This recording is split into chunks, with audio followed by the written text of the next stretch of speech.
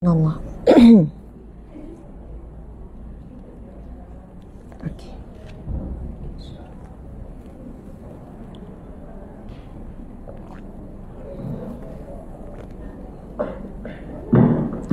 Subhanallah. Subhanallah walhamdulillah wa la ilaha illallah wallahu akbar. Subhanallah walhamdulillah wa la ilaha illallah wallahu akbar. A'udzu billahi minasy syaithanir rajim. Bismillahirrahmanirrahim. Alhamdulillahi rabbil alamin.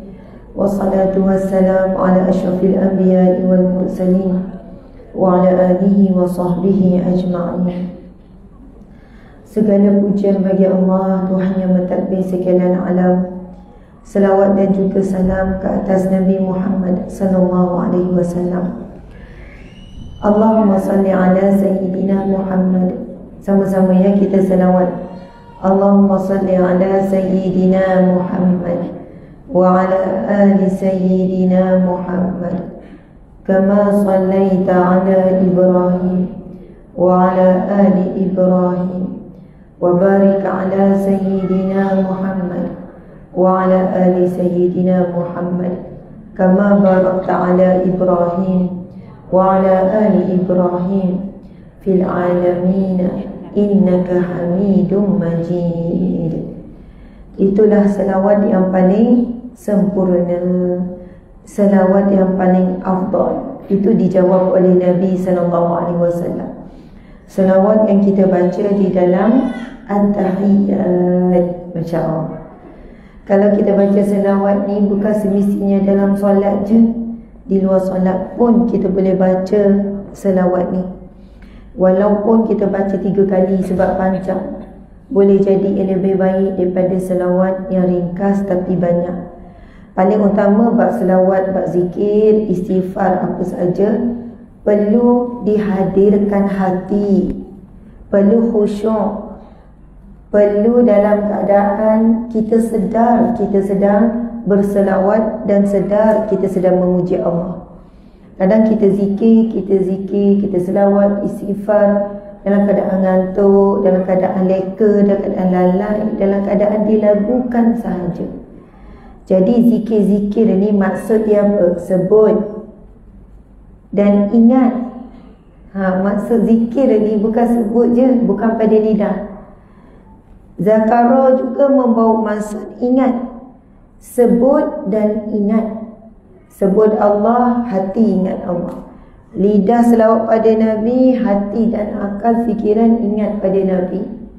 Barulah selawat dan zikir kita itu bernilai tinggi, masya-Allah. Alhamdulillah. Assalamualaikum warahmatullahi wabarakatuh. Apa khabar? Khabar baik. Masya-Allah. Dah minum air? Ulang dekat atas pagar, jatuh atas air acak. Pandailah. Saya masya-Allah, 2 orang adik ipar orang Kedah. 2 orang adik ipar orang Kedah. Lepas tu adik bongsu Nabila, dia nikah bukanlah dengan orang Kedah, orang Perlis Utara jugalah. Bukan nikah, dia akan nikah. Dah bertunang lah dalam bulan 9 lagi tu kan. Jadi dia akan duduk kat Penang sebab bakal suami tu akan duduk kat Penang. Itu adik bongsu, seorang lagi lah yang belum nikah. Baru habis belajar dekat Indonesia. Hari ni combo. Dia buat medik kat situ, bakal doktor insya-Allah. Jadi selalulah datang Kedah ni. Sebelum ni adik nombor 9 pun belajar kat Indonesia juga. Jadi ada 2 adik-beradik, ada adik duduk kat Kulim. Tak jauh lah, Kedah ni macam kampung jugalah. Tapi tak adalah reti sangat dekat Kedah. Rasa semua nak belaka. Orang Kedah dengar macam semua tetap Tapi memang unik lah kan bahasa Kedah ni. Kalau orang tak faham ingat kasar. Orang ingat bunyi macam tengah bergaduh laki bini. Umumnya tengah berkasih sayang. Rupanya tengah bergurau, tengah bercinta, tapi dengar tu kan. Sebab kalau bunyi dah belakang macam ketat je bunyi tu, apa semua kan. Rupanya itulah perbezaan kita punya budaya kan. Orang Terengganu macam saya orang Terengganu. Kalau orang luar, orang KL dengar bunyi kasar kan. Contohnya, mung ni bengong lah. Orang luar, apa cakap orang bengong, bangga. Sebenarnya kadang bengong tu kebingungan. Gitu kan. Anak jantan, anak tina. Bunyi macam jantan betina tu kan biasa. Kasar lah, binatang je kan. Tetapi kita ni macam anak tina ni dah jadi bukanlah kasar, macam tu. Jadi bila kita faham logat tu, kita pun menghormati. Kita tak bolehlah sama macam apa yang kita rasa dan kita faham. Masya Allah. Baik, pertama sekali nak ucap terima kasih dan tahniah setinggi-tingginya kepada penganjur Masjid Al-Bushra Merbuk Kedah. Oh, hebat masjid ni. Bukan apa, program ni baru confirm kemarin je. Dapat info semalam kan. Confirm tu pada waktu maghrib hari Jumaat. Dan siap malam tu juga poster. Sebenarnya Ustaz Firdaus ni dah minta lama dah. Ya Allah, dia punya tahu je lah Ustaz Firdaus tu punya berlari macam mana kan. Dia jarang berjalan kan. Dia si berlari ya kan. Kan berlari sana, kan berlari sini, lompat sana, lompat sini, panjat sana, panjat sini. Makcik-makcik kalau jumpa dia memang kena berlari lah kejar. Nak bercakap sambil berlari kot ya. Subhanallah. Memang dah lama pun dia kejar. Ustazah mai datang banyak kali. Dengan suami, dengan orang tu, dengan orang ni. Macam tu lah kan perangai dia. Kita dah tahu kalau dia nak. Tapi bukannya tak nak datang. Cuma kami kan Kedah ni datang saya lah setahun sekali atau setahun 2 kali. Jadi sebenarnya masjid yang nunggu 2, 3, 4 tahun pun ada yang belum dapat. Dan saat kami dah pernah sampai masjid ni sebelum Covid dulu, betul tak? Tapi masa tu bukan masjid sekarang kot, masjid lama. Masjid lama. Lepas tu dirobohkan semuanya. Lepas tu bina yang baru. Betul kan? Ke roboh separuh? Oh, bombong je. Oh, maksudnya ni yang kekalah. Lepas tu tambah-tambah bumbung apa semua. Masya Allah. Lepas tu saya terkejut tengok dah penuh macam-macam ada keliling. Dulu tak ada lagi ni. 5 tahun lepas kot saya datang. Ke 6 tahun lepas. Lama sangat lah. Suara serak minta maaf. Ini ceramah keempat. Jadi ceramah tak berhenti. Boleh campur bebel lagi. Okey. Jadi Masya Allah lama sangat tak datang. Bila tengok perubahan yang sangat hebat, saya tulis tadi dalam grup, tamu tim yang turun ni lebih kurang 10 orang dia yang turun. Saya kata pusing habis tengok apa yang ada, belajar daripada mereka ni. Masya Allah. Tapi Ustaz Firdaus tak ada pagi ni kan. Sebab mengejut, dia pun ada program. Masya Allah. Mungkin dia berlari kot habis program tu dia terus berlari. Mana tahu sempat jumpa. Jadi terima kasih, sangat proaktif, sangat cekap apa semua. Dan penyebaran maklumat sangat cekap. Saya terkejut sebab penuh juga ni ruang masjid ni. Ya Allah, tak ada kerja ke ni? Dah lah hari Ahad Kedah ni tak cuti, betul tak? Hari bekerja, hari sekolah. Saya duk fikir tak apalah, kita ala-ala datang, kita pergilah ke Masjid Bushra. Asalnya saya ingat nak singgah, nak tengok perubahan. Langsung kita kata buat kuliah. Masya Allah, kerja tak pernah habis, betul kan? Kerja tak pernah pencen. Kita rehat, pencen dalam kubur. Sebab itu orang Islam, kita nak jadi orang bermanfaat seperti mana Nabi SAW bersabda, khairun nas anfa'u linnas. Ikut saya. Khairun nas anfa'u linnas. Khairun nas anfa'u linnas. Sebaik-baik manusia adalah orang yang banyak memberi manfaat kepada manusia lain. Masya Allah. Jadi kita ni nak jadi orang yang bermanfaat, bukan kena jadi penceramah, pendakwa, jadi ada jawatan, ada pangkat, ada kedudukan, kena jadi zikir masjid. Apapun kedudukan kita sekarang, suri rumah, makcik duduk kat rumah je ustazah, tak ada kerja apa-apa. Makcik duduk kat rumah pun dengan laki makcik je. Makcik tengok muka dia, dia tengok muka makcik, macam tu je. Makcik duduk sorang-sorang, laki pun dah lama meninggal ustazah. Tetap boleh memberi manfaat. Sebab dia punya speaker ni memang hebat betul lah, kena jauh sikit. Oh Masya Allah. Saya jadi cakap pun tak perlu tinggi suara. Cakap sikit kalau kat rumah ada speaker elok kan. Mari makan. Oh gitu kan. Tu yang kadang suara hilang kan, nak panggil semua makan. Kejut tidur lah. Lepas tu kadang sebab tengok ada stokin bergulung, habislah satu rumah bergegar. Stokin kadang elok letak atas meja kan. Kita pun tanya, stokin siapa atas meja ni? Padahal dah tahu stokin siapa, buat-buat tanya. Itu yang kadang hilang suara mak-mak tu kan. Dah 20 tahun, 30 tahun ulang benda yang sama. Tapi itu menunjukkan mak tu dah jadi nenek pun dia masih beri manfaat. Dia masih lagi ulang nasihat yang sama 20 tahun, 30 tahun. Dia tak pernah lah letak jawatan. Nenek nak letak jawatan, tak nak jadi nenek lagi dah. Tak payah panggil nenek.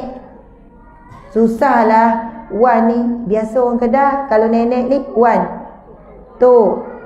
Susahlah jadi tok cucu yang nakal ni. Susahlah. Nenek, tok tak nak jadi tok lagi dah.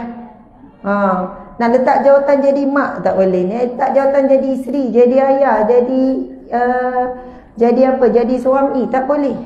Semua itu datang dengan amanah. Nenek ada amanah dia. Bagaimana Nabi tunjuk contoh, walaupun cucu tu Hasan dan Husain dan Zainab, ada lagi nama-nama cucu yang lain, Nabi tetap menjalankan tanggungjawab. Jadi atuk yang terbaik, beri bimbingan, beri contoh tauladan dan sebagainya. Masya Allah. Sebab kadang-kadang minta maaf, tok-tok ni pula yang sekat anak tu nak didik anak. Sebab nampak anak tu bertegang sangat dengan anak. Janganlah macam tu sangat dengan budak. Budak tu kecil lagi. Anak tu kau boleh jawab, mak ni tak ingat ke kita biran masa kecil dulu kena piat dengan mak. Tapi bila mak dah jadi nenek, hati lembut benar. Kan? Cuma anak tu mendam je lah. Mak ni lupa ke masa kecil dia bertegas. Dia apa dia ni. Tapi hari ni nak bertegas dengan anak dia depan mak. Oh tak boleh. Tok asyik tak setuju je. Tok asyik nampak tak kena je. Tok sekian-sekian. Jadi kadang duduk satu rumah, bila dengan anak ada anak, tok dengan cucu, susah sangat dalam proses mendidik anak. Jadi konflik selalu, jadi gaduh selalu. Jadi anak yang kecil tu, kalau mak marah, dia pergi kat tok dia. Tok dia pergi kat nenek dia. Nenek dia pula marah mak dia depan cucu tu. Kau ni kenapa buat cucu mak macam ni? Kau tak ada. Memang. Subhanallah. Ingat balik masa kita kecil dulu, struggle didik anak kan. Struggle nak betulkan anak. Kalau mak ayah saya pula macam terbalik sikit lah. Kalau nampak ada benda yang tak kena dengan cucu tu, kita pula berdebar kena panggil. Tak tegur ke anak tu? Tak bertegas ke dengan anak tu? Pakaian anak tu, kita tengok anak kita pun dah jam 1. Pakaian anak tu, kalau daripada kecil tak ubah, tak baiki, tak bagi dia pakai sopan-sopan, nanti kan dah terbiasa. Ikutlah pasal akhlak ke, pasal jalan tak tunduk ke. Masya Allah. Maksudnya kalau balik kampung tu lagi kena pesan macam-macam dekat anak. Nanti depan Tok Wan gini-gini, depan Tok Ki gini-gini, nanti gini-gini. Sebab apa? Nanti mak ayah kan tegur kita sebab apa tak bertegas. Kenapa tak tegur, kenapa tak didik, tak beri perhatian pada akhlak dan sebagainya. Masya Allah. Okey tuan-puan, ibu-ibu muslimat sekalian, Masya Allah. Siapa yang kali pertama jumpa ni, tengok depan-depan saya ni? Angkat tangan, jumpa depan-depan ni. Jauh saya datang ni dari Negeri Sembilan. Oh, ni dah selalu jumpa yang lain. Oh, dah pernah jumpa. Masya Allah. Mai dah. Madad. Tu kat Madad kau kan? Sini lama dah kan? Yelah. Oh, ni jumpa tu 5 tahun lepas ni lah. Masya Allah. Tu macam dah tak jumpa lah masanya. Kan? Sebab 5 tahun tu. Kan? Kiranya kali pertama balik lah ni. Masya Allah. Para wanita sekalian, Allah sayang sangat wanita. Nabi Muhammad sallallahu alaihi wasallam sayang sangat wanita. Dik, kamu tolong cari khutbah terakhir Nabi. Khutbah terakhir Nabi sebelum Nabi wafat dalam hajjil wada'. Hajjul wada', dalam haji perpisahan, Nabi buat khutbah terakhir di atas Bukit Arafah. Dan separuh daripada wasiat Nabi adalah tentang wanita. Separuh daripada khutbah Nabi adalah peringatan Nabi kepada lelaki supaya jaga wanita. Nabi pesan kepada suami supaya berlembut dan bersabar dengan wanita, supaya meluruskan wanita dengan penuh kasih sayang. Masya Allah. Nabi sayang sangat wanita. Nabi tunjuk bagaimana seorang suami perlu menunjukkan kasih sayang, perhatian, perhargaan kepada wanita. Sebab itu ada hadis Nabi sallallahu alaihi wasallam. Nabi bersabda, sesungguhnya wanita itu diciptakan daripada tulang rusuk. Masya Allah. Selamat datang. Masuk. Macam rombongan bas je ni. Bas ke? Daripada mana? Biar betul daripada Seremban.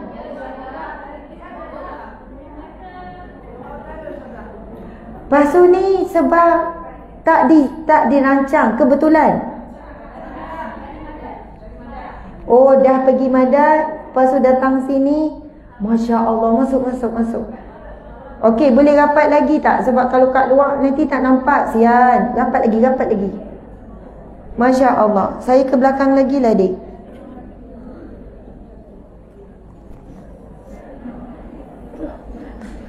Ya Allah, satu bas datang. 2 bas. Allahu Akbar. Orang perempuan memang tak ada kerja lah. Sukalah berjalan-jalan ni, naik bas rombongan Cik Kia. Subhanallah. Kerja dia orang banyak, tapi pandai betul orang perempuan atur masa. Dia atuk tu atuk ni, dia susun tu susun ni, nak jadi juga ikut rombongan. Masya Allah. Sebab itu tak ada rombongan lelaki tak wujud dalam dunia ni. Rombongan bas lelaki semua. Itu memang salah satu keajaiban dunia lah. Betul tak? Kalau orang lelaki nak buat rombongan tak jadi rasanya. Cuba suruh suami-suami, bang, buatlah rombongan sesama lelaki. Mungkin adalah 2 orang. Akhirnya gini kereta. Orang perempuan bak merancang, bak mengatur, bak kalau dia nak pergi akan jadi juga. Kalau nak beli akhirnya ada juga barang tu. Allah, dia punya semangat dan kesungguhan. Ada pada Senawar, ada pada KL, ada Gombak, Melaka. Ya Allah, satu Malaysia lah. Boleh dek tunjuk ni. Dia orang datang masuk dalam live ni. Kalau tak masukkan dia orang live, dia orang kecewa ni. Seorang lagi dek, ambil ni. Ambil, subhanallah. Rio ni, dia orang datang ni. Nak ambil tempat orang buat Rio. Okey. Ni dek, pusing. Tengok sana. Okey. Terima kasih. Masya Allah. Sebab warna sama biru. Dia cakap comelnya Ustazah hari ni. Hari lain saya tak comel. Subhanallah. Okey, ada yang first time juga jumpa depan kan. Masya Allah. Anda selalu. Ya. Hati ya. Kena ra'i ni. Ra'i orang datang dari jauh, kena ra'i orang kampung. Kita ra'i semua. Masya Allah. Program ni baru dibuat bahan semalam je ni. Masya Allah. Tak jadi hari ni tidur pagi kan. Biasa tidur kan pagi. Baru tahu juga. Oh ya ke? Saya program ni pun mengejut. Kami setuju kemarin. Semalam baru Ustaz ada bahan. Suara saya ni sebab serak. Kalau yang sebenar tak ada kasar macam ni. Macam lelaki kan. Suara sebenar sedap lagi lah. Ni sebab serak dah ni. Kan terkejut kasarnya suara Ustazah. Kesian lelaki dia. Tak adalah. Ini sebab serak ya. Okey, bye-bye lah sikit. Bye-bye sikit. Masya Allah. Ya, ada 1,300 yang sedang menonton. Nanti dia naik lagi ni kalau start ceramah nanti. Biasa 3,000 lebih. Alhamdulillah, Masya Allah. Ramainya pencinta ilmu. Okey. Masya Allah, subhanallah. Siapa kat sini suami pula. Siapa kat sini isteri orang? Angkat tangan. Dia ada suami. Ni kena tinggal sama suami ni. Angkat tangan. Siapa ada suami lagi, makcik jangan tak mengaku. Saya nak tengok ni. Tinggi lagi. Oh, hampir semua. Masya Allah. Suami apa abang kat rumah tu? Alhamdulillah. Sebelum tinggal tadi dah siap dah kan? Makan apa, minum? Demi ilmu, betul. Suami ni daripada kecil dia baby mak dia. Bila dah kahwin dia baby isteri dia. Betul kan? Manja. Masya Allah. Okey. Sekarang kita fokus balik ya. Tajuk kita apa dia? Darjat isteri solehah. Darjat isteri solehah. Siapa isteri solehah? Angkat tangan. Angkat je lah. Angkat. Mari kita perasan. Marilah kita ini doa. Ya, saya isteri solehah. Macam ni. Masya Allah, yakinnya lah. Adalah. Tak apa. InsyaAllah. Mudah-mudahan memang solehah, isteri solehah. Ya, jumpa balik kat syurga insyaAllah. Okey, ibu-ibu pada wanita sekalian. Bukannya nak jadi isteri solehah ni susah sangat. Sampai isi solehah ni solat tahajud, solat duha tak tinggal, baca Quran selalu, zikir selalu, kena tak boleh marah, tak pernah tinggi suara. Bukan maksud isi solehah tu kita kena jadi wanita yang sempurna. Kalau gitu tak adalah isi solehah. Isteri Nabi Muhammad sallallahu alaihi wasallam, para isteri Nabi juga manusia biasa macam kita, perempuan biasa. Kecuali Nabi tu kita tahu 2 kali, bukan 2 kali, 4 kali dibersihkan hati, dibelah hati. Allah tanam sifat Rahman, Allah tanam sifat-sifat akhlakul karimah, disucikan, tidak ada dosa dan sebagainya. Tapi si Nabi macam kita lah, wanita biasa, diangkat menjadi isteri Nabi sallallahu alaihi wasallam. Dan isteri Nabi juga tak lari daripada perangai macam kita ni. Bukan nak merendahkan nilai isteri Nabi. Isteri Nabi Ummahatul Mukminat, Masya Allah, wanita-wanita luar biasa, pilihan Allah. Tapi kalau kita baca kisah-kisah yang terkandung dalam kitab-kitab himpunan kisah rumah tangga Nabi dengan isteri-isteri Nabi, kita akan dapati perangai macam lebih kurang je. Ada isteri Nabi yang merajuk dengan Nabi 1 hari 1 malam, tak bercakap dengan Nabi. Orang perempuan kita sampai ketua pun merajuk lagi, betul tak? Ingatkan dah tua-tua kita dah berubah kan? Ingatkan dah tahu tengok Acik ni. Walaupun sepanjang hayat tu merajuk dan tak dipujuk, merajuk juga. Masa merajuk tak dipujuk, kita rasa macam sedihnya, akulah wanita paling malang dalam dunia. Padahal nasib tu hampir semua wanita lah lalui. Lepas tu serik dah, merajuk tak pujuk, lepas tu pujuk diri sendiri. Aku tak nak dah merajuk, baru lepas sejam merajuk lagi. Contohlah. Masya Allah. Macam perbualan malam tadi kan, saya dengan mak, lepas tu dengan suami saya. Kebetulan mak datanglah sebab dia nak kombo besok kan. Lepas tu cik suami saya cerita pasal apa, mak saya cakap pasal apa. Oh, macam ginilah soalannya. Oh, pernah mari dah? Oh, pernah. Tapi saya pun cakap, masa tu saya tak turun mak, Asmat tak turun. Lepas tu suami saya diingat, dia tu kata masa tu Asmat merajuk sebab tu dia tak turun. Lepas tu mak saya jawab macam ni, oh PA. Orang Terengganu pagi PA, budak-budak yang menangi-nangi, yang merajuk-rajuk, yang mengamuk tu PA. Oh, udah ngap PA rupanya. Macam tu. Masya Allah. Tapi nak cakap orang perempuan ni, kalau dah sakit tak boleh berjalan pun dia boleh merajuk lagi. Contohlah dah terlantar dah, contohlah tak boleh dah lumpur. Ada wanita-wanita kan, suami dah uruskan pun dia boleh merajuk lagi, marah lagi walaupun tak boleh berjalan. Masya Allah. Adalah cerita lain tu pasal merajuk isteri tak boleh berjalan. Tapi nak cakapnya, perangai merajuk perangai budak-budak ni memang itu adalah sifat yang Allah ciptakan bagi wanita, yang melengkapkan fitrah dia wanita. Perangai budak-budak sampai ke tua tu masih ada. Sebab itu bila jadi nenek panggil cadar budak. Bila cucu datang macam mana nenek tu? Tok tu. Alah jadi cadar budak. Alah cucu nenek.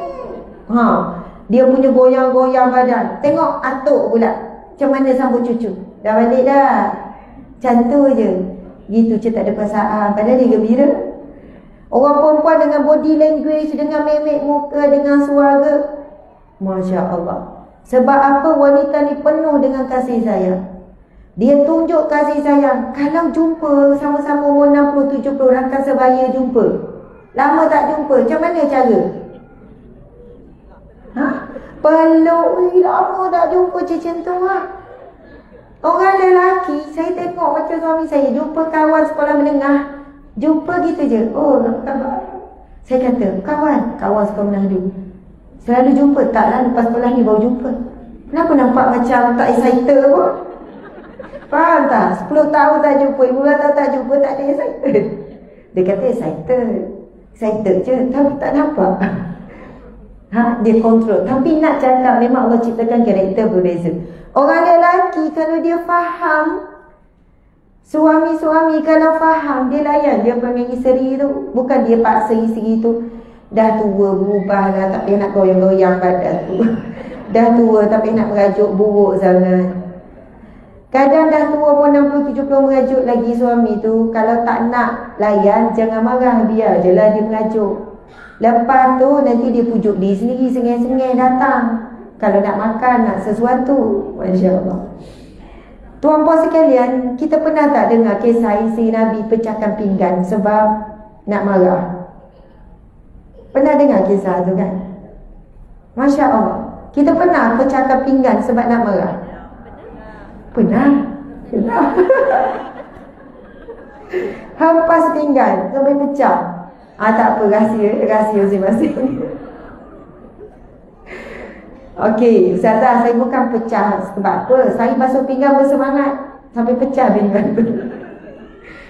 Okey, kan cerita ni pasal darjat isteri solehah. Pertama saya nak suruh kita faham, nak jadi isteri solehah bukan kena jadi isteri yang sempurna sampai kita rasa kita ni teruk sangat, kita ni dahsyat sangat, kita ni duduk cakap aku isteri yang jahat, aku isteri yang teruk, aku isteri yang derhaka. Kita duduk hina sangat diri kita, perendah sangat diri kita. Padahal Allah tak hina, tak perendah sangat pun kita sampai tahap tu. Allah tidak menuntut pun untuk kita jadi wanita yang sempurna, yang tak pernah marah, yang tak boleh tinggi suara, yang tak boleh tarik muka. Oi, kalau macam tu baru kita kata isi memang dia solehah sungguh, tak pernah tarik muka dengan suami, tak pernah masam muka dengan suami. Takut apa? Takut dia terlalu memendam. Dia tak boleh jadi diri dia. Mungkin suami tu ugut. Ugut apa? Kadang-kadang ada suami yang ugut dengan ayat, syurga awak terletak pada tangan saya tau. Kalau saya redha dengan awak, awak dapat redha Allah, awak dapat syurga. Kalau saya tak redha dengan awak, awak tak boleh cium bau syurga. Oh, ramai lelaki, ramai suami yang ugut isteri macam ni. Soalan dia lah yang penentu dan penilai isteri itu dapat redha Allah atau tidak. Sedangkan redha Allah terletak kepada lelaki suami yang Allah redha. Barulah layak dia nak cakap. Dan bahkan kalau lelaki ini baik, soleh, dia takkan guna ayat ubud macam tu. Kecuali diberi nasihat elok-elok pada isteri. Saya nak sambung balik hadis Nabi tadi. Nabi bersabda, wahai para lelaki, Nabi beri pesan, sesungguhnya wanita itu, isteri kamu itu diciptakan daripada tulang yang bengkok. Berhati-hati dalam meluruskannya. Jika kamu keras dalam meluruskan, maka tulang itu akan patah. Dan jika kamu tidak berusaha untuk meluruskan, maka dia tetap terus bengkok, buat salah, tetap buat salah. Masya Allah. Jadi Nabi pesan apa? Berhati-hati, sabar banyak dengan wanita. Kalau wanita banyak sabar dengan suami, suami pun banyak sabar. Saya nak tanya orang perempuan, kita orang perempuan. Saya kahwin nikah 19 tahun. Memanglah tak lama macam makcik-makcik. Siapa dah kahwin lebih 30 tahun? Angkat tinggi-tinggi, lebih 30 tahun. Nampak muka ceria laki lebih 30 tahun ni. Siapa kahwin lebih 40 tahun? 40 tahun lebih dah dia kahwin. Ada berapa orang legend? Angkat makcik. Ui, legend-legend. Lebih 40 tahun dah ni usia pernikahan. Sekarang ni dah 40 tahun nikah, bergaduh lagi tak? Gaduh. Tengok makcik tu. Iya. Bukanlah gaduh beria macam muda dulu. Adalah gaduh-gaduh sayang. Sebab manja. Gaduh-gaduh manja. Betul kan? Gaduh-gaduh sayang. Ada orang rasa kalau dah gaduh tu isi derhaka terus. Tak, memang namanya. Kalau berkawan pun sama. Kalau kawan baik ni, kalau kita boleh bergaduh tu kawan baik. Kalau tak pernah bergaduh bukan kawan baik. Itu kalau kawan baik, kejap gaduh baik semula. Sebab dia boleh luah apa yang dia tak berkenan dengan kawan. Dia boleh tak setuju. Bukan pendam, simpan semua indah-indah belaka, tak. Kalau kita perasan yang kita berkawan boleh 20 tahun, 30 tahun, bukan tak pernah putus kawan, bukan tak pernah gaduh, bukan tak pernah menangis. Samalah kita 20 tahun, 30 tahun, macam mana boleh hidup sama satu rumah, satu bilik ya? Subhanallah. Sebab itu sebenarnya, contoh ada anak-anak ni kan jumpa saya. Saya kan kaunselor, runding cara rumah tangga. Ustazah, mak ayah saya dua-dua umur 70 lebih dah, tapi bergaduh lagi. Saya pun cakap, eloklah. Anak ni kata, peninglah saya asyik dengar dia orang gaduh. Ustazah, macam mana? Saya kata, bila dia orang masih bergaduh, maksudnya masih ada komunikasi. Masih bercakap. Mereka masih boleh luah. Isteri luah apa tak puas hati, suami boleh luah. Itu jadi bergaduh. Kalau isteri seorang je, suami tak buat muka, tak jadi gaduh. Sebab mungkin suami tak cakap tapi buat muka. Lagilah panas isteri tu kan. Lepas tu saya tanya, lepas gaduh mereka makan sama tak?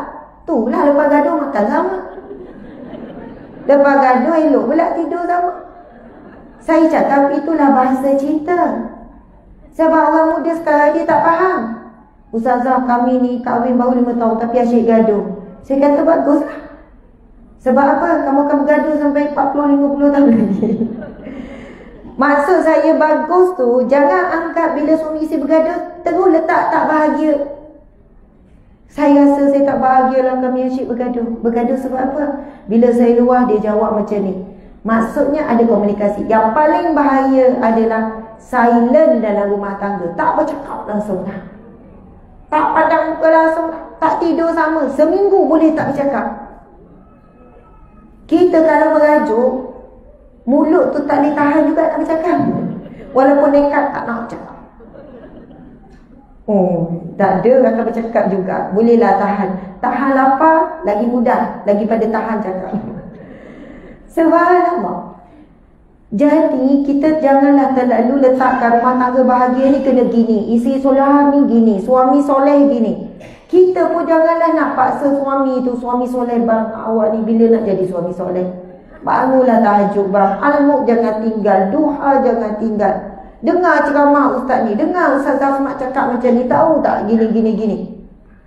Awak ni bila lah nak ikut akhlak Nabi macam-macam. Awak tu suami, pemimpin tau. Jadi yang perlu tunjuk contoh pada saya. Dah kita kan dah besar, pandai-pandailah cari contoh. Awak kan sekian-sekian. Bila kita meletak ukuran suami terbaik, suami soleh tu begini-begini, bila suami kita tak macam tu, tak macam imam yang kita nampak, awak ni baca Quran tersekat-sekat. Tengok imam tu, oh buat banding dengan imam pula contoh kan. Subhanallah, sama juga wahai ibu ayah, nenek, atuk sekalian, dengan anak dan cucu. Kita tengok anak orang lain hebat, bijak, kecil-kecil dah hafal tu, dah hafal ni. Tiba anak kita, cucu kita darjah 1 tak hafal lagi ayat kursi. Ayatul kursi tu kan darjah 1 tak hafal lagi contoh. Kita pun kata, apa ni? Tak hafal lagi ni, malulah wan nenek. Apa teruk benar? Padahal kita hafal ayat kursi dulu umur berapa tak tahu kan? Sebab apa? Duk tengok cucu orang lain dah pandai 5 tahun dah pandai macam-macam. Saya, anak saya darjah 1 pun walaupun tulisan tu bersambung lagi semua, saya pun tak tahu nak baca. Dan saya tengok komen cikgu sama je lagi. Tulisan perlu diperbaiki, tulisan perlu diperbaiki. Dah lah perempuan, terbalik-terbalik lagi lah apa lah. Lepas tu kan, bukan saya nak cakap, kadang saya rasa malu juga bila jumpa 3 penjuru tu kan. Anak Ustazah Asma, tapi banyak benda tak tahu lagi kan. Sekian-sekian. Tapi bukanlah nak ditekan, malulah Umi dalam Ustazah Asma. Walaupun anak tu selalu kena, ini ke anak Ustazah Asma, macam ni ke anak Ustazah Asma, balik menangis anak tu. Sebab kena marah dengan cikgu depan orang, dia rasa malu. Tapi kita sebagai ibu bapa ni, kita yang tahu macam mana nak didik anak cucu. Kita dengan suami tak ingat air lahir kita, tak perlulah nak banding. Bang tahu tak jiran sebelah ni, suami dia siap beli kek, tahu tak? Siap bagi bunga. Awak harap bunga daun pun tak. Contohlah kan. Kita boleh tegur pasangan, kita boleh nak luah perasaan, tapi jangan buat perbandingan. Perbandingan sangat menyakitkan. Kalau betul nak banding, jangan banding keburukan, banding kebaikan juga. Bang, jiran tu tadi nampak suami dia tak nolong, saya syukur sangat, awak memang rajin. Baru adil. Ini saya tengok jiran sebelah rajin suami dia menyapu sampah. Agak-agak awak memang taklah. Dia asyik banding yang buruk. Cuba banding yang baik, baru adil. Kena adil. Bang, saya syukur dapat suami macam awak. Kenapa? Tadi saya tengok dekat kedai makan ada suami tu tinggi suara. Awak tak buat macam tu, saya kat depan orang, kat rumah aja awak buat, syukur sangat. Yelah tak apa, okey lah tu. Saya pernah tengok. Ya Allah, saya pernah tengok depan mata saya. Tak reti nak berlakon macam tak nampak. Sebab benda-benda gosip ni sukalah kita tengok. Masa tu kat kedai makan kan, isteri ni Masya Allah tengah cek ketah periksa dekat Cameron tu, dekat tempat bercuti-bercuti lah. Yang mana kawasan tu tempat budak-budak main, ada macam-macam mainan kan. Lepas tu adalah kedai makan, ada kedai-kedai food court gitu kan. Isteri ni duk tanda ketah periksa. Kita nampak lah macam dia cikgu, dia duk tanda-tanda bagi makan kan. Lepas tu suami pun datang. Suami pun datang macam marah. Awak ni datang bercuti pun dengan tinggi suara, dengan saya ni tak boleh nak buat-buat tak dengar ni. Tunduk, tengok. Menangis juga, elegan depan mata. Lepas tu kan, duduk. Isteri pun sambung juga, ibu tak tahu. Suami lagi nak marah. Tinggi suara, tengking. Awak ni kita tengah bercuti, sibuk dah buat kerja sekolah ni sekian-sekian. Lepas tu dia boleh sebut, kalau saya tak sabar ni, saya dah ceraikan awak. Macam tu. Saya ni nak menitik dah air mata. Anak-anak saya semua senyap. Bayangkan depan orang. Dan masa tu suami tu tak perasan Ustazah Asma tengah tengok. Tapi segitu macam perasan lah muka saya. Saya nak suruh apa dah tak boleh dah. Lepas tu kan, saya tengok isteri mengalir air mata. Subhanallah. Tahu tak? Lepas tu suami tu pergi. Lepas tu ada ayah dia ikut datang. Ayah, tengoklah anak ayah ni. Perangai. Dia boleh marah pula depan bapak mertua. Faham tak? Saya kata, tu depan orang kat rumah tak tahulah. Lepas tu suami tu pergi kan, lelaki tu pergi. Saya pun pergilah jumpa isteri tu. Bukan nak tambah apa-apa sebab tempat bercuti ni penuh, sebab kita tak tahu apa cerita. Dan mungkin suami ni dah lama kot cakap nak bercuti, jangan bawa kerja sekolah apa semua. Tapi sini cakap, Ustazah, saya ni buat kerja cikgu lain Ustazah. Sebab saya kena ganti cikgu bersalin. Jadi saya ni bukan subjek saya.